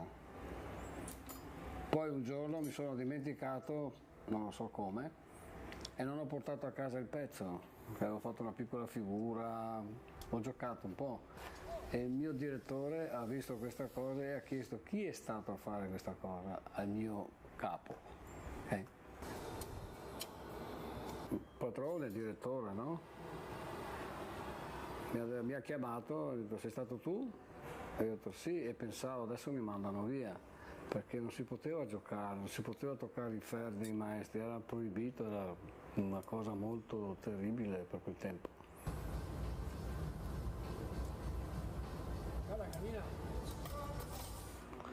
E allora lui mi ha detto: ok, tu domani vai a lavorare in artistico, fornace di artistico con il maestro Nason, Hermano Nason.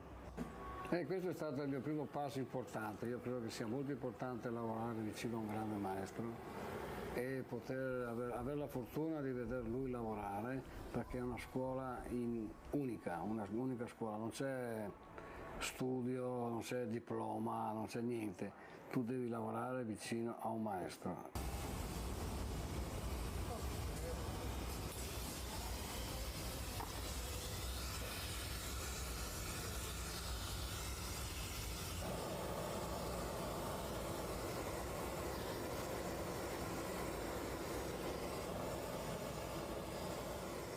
La lingua degli occhi, perché quando io guardo la gente che sta facendo un pezzo, io parlo con loro e capisco se cosa piace, non piace, se sono stupiti, se sono meravigliati.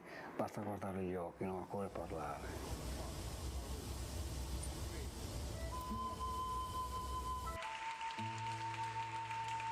Il silenzio della creatività. La mia storia continua con Barbini. Uscito da Mazzega sono andato da Barbini, Alfredo, un altro grandissimo maestro, una grande persona, una grande personalità, è un inventore del mascello, del vetro pieno.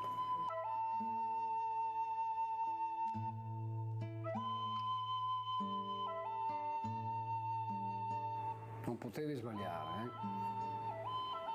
Però se tu seguivi lui e stavi attento, sicuramente diventavi un bravo maestro.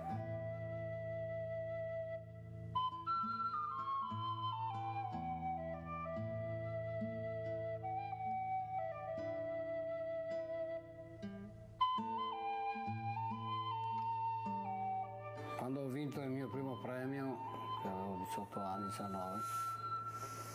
Ho vinto la Rosa d'Oro, che è un premio internazionale, e Barbini mi ha scritto un telegramma bellissimo che ho ancora messo via.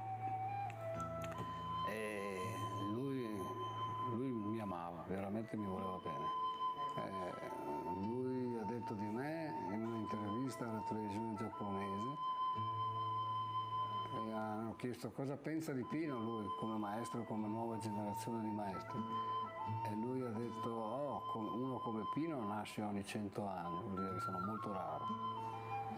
Per me era un premio grandissimo, non c'erano soldi o medaglie o diplomi. Questa è stata la cosa più bella che abbia mai ricevuto nella mia vita, un complimento da un grande maestro, così era il massimo.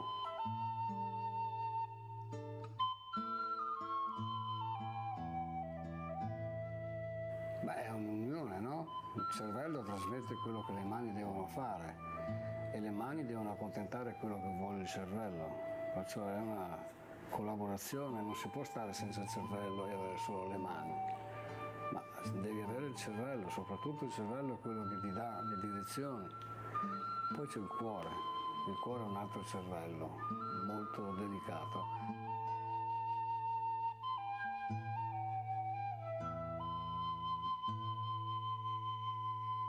Infatti quando si rompe un pezzo o quando lo perdi per terra non è il cervello che piange, è il cuore che piange, nel caso mio.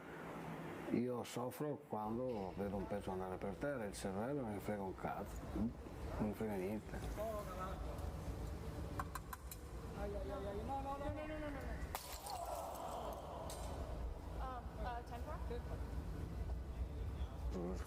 La voglia di reagire e dire no, caspita, non deve essere così, devo rifarlo, devo riparare è anche una cosa molto che mi stimola, perché ricostruire mi sento un po' come un chirurgo, no? Un dottore che fa un'operazione, quando il pezzo è rotto io devo aggiustarlo, è come mettere a posto una gamba a una persona o un braccio che si è rotto, con la stessa professionalità, con la stessa emozione.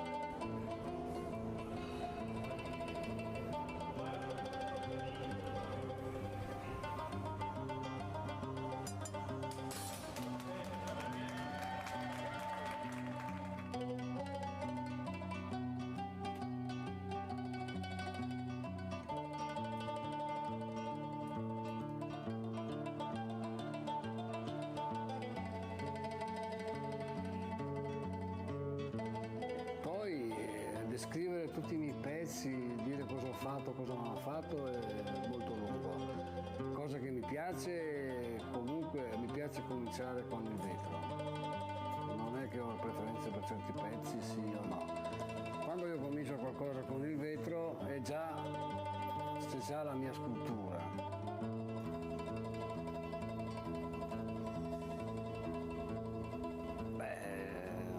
C'è passione, non c'è, sono nato, io sono fatto di vetro, io mangio, bevo, vivo di vetro.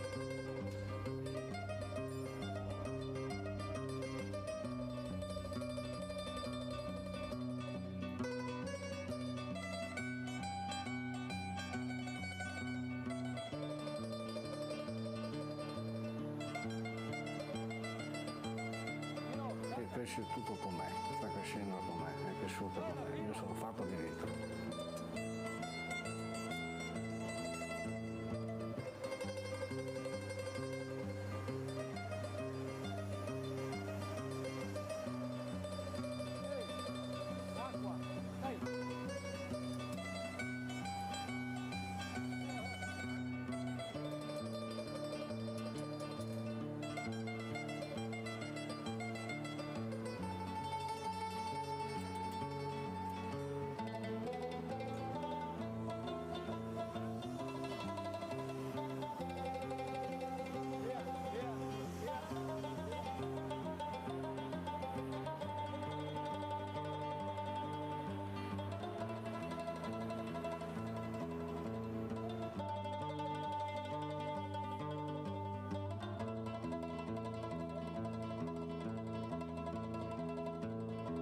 Faccio parte di 1000 passa anni di vetro, anch'io adesso. Io continuo questa storia di 1000 anni.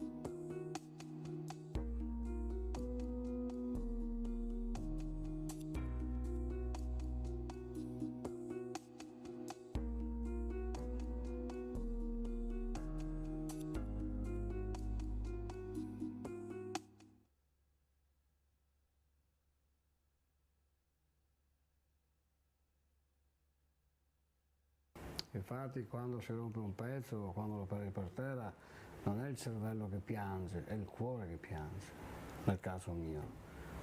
Io soffro quando vedo un pezzo andare per terra, il cervello non mi frega un cazzo, non mi frega niente.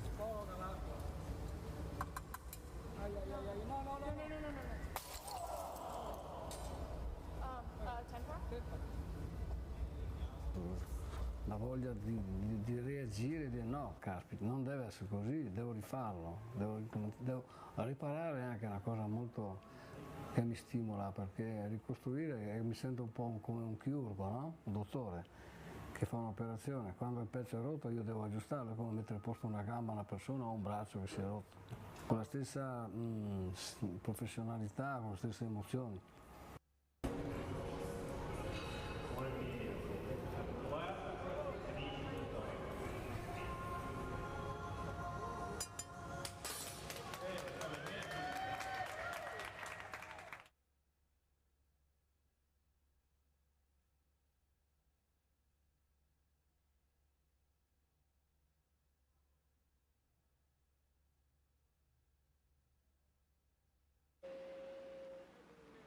Alfredo Barbini, a name revered in Murano, respected by glass lovers the world over. Alfredo was born on Murano in 1912 and has been working in glass all his life. Now, with his son Flavio, he continues to explore the endless possibilities of glass.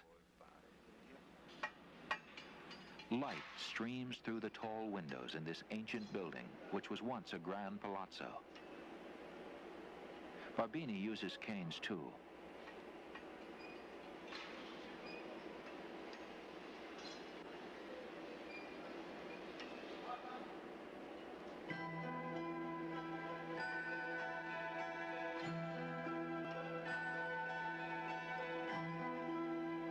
The steps are familiar, but always new.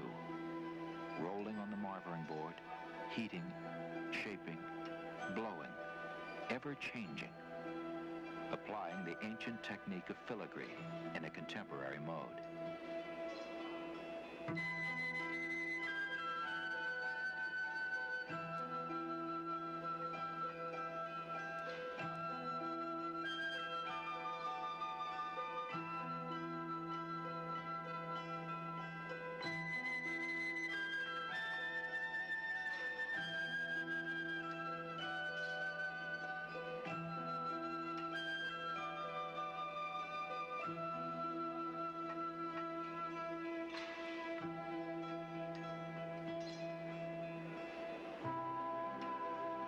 The team has done much of the preliminary work for Barbini. He must conserve his strength for the critical moments in the making of this bowl. Alfredo is one of the artists most responsible for the development of a modern sensibility in the glass movement. He left behind the stereotypes of Murano glass and confronted the medium with a regard for form and function.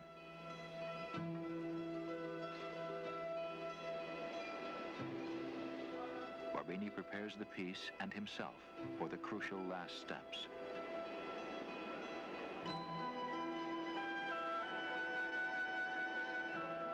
With the full force of a young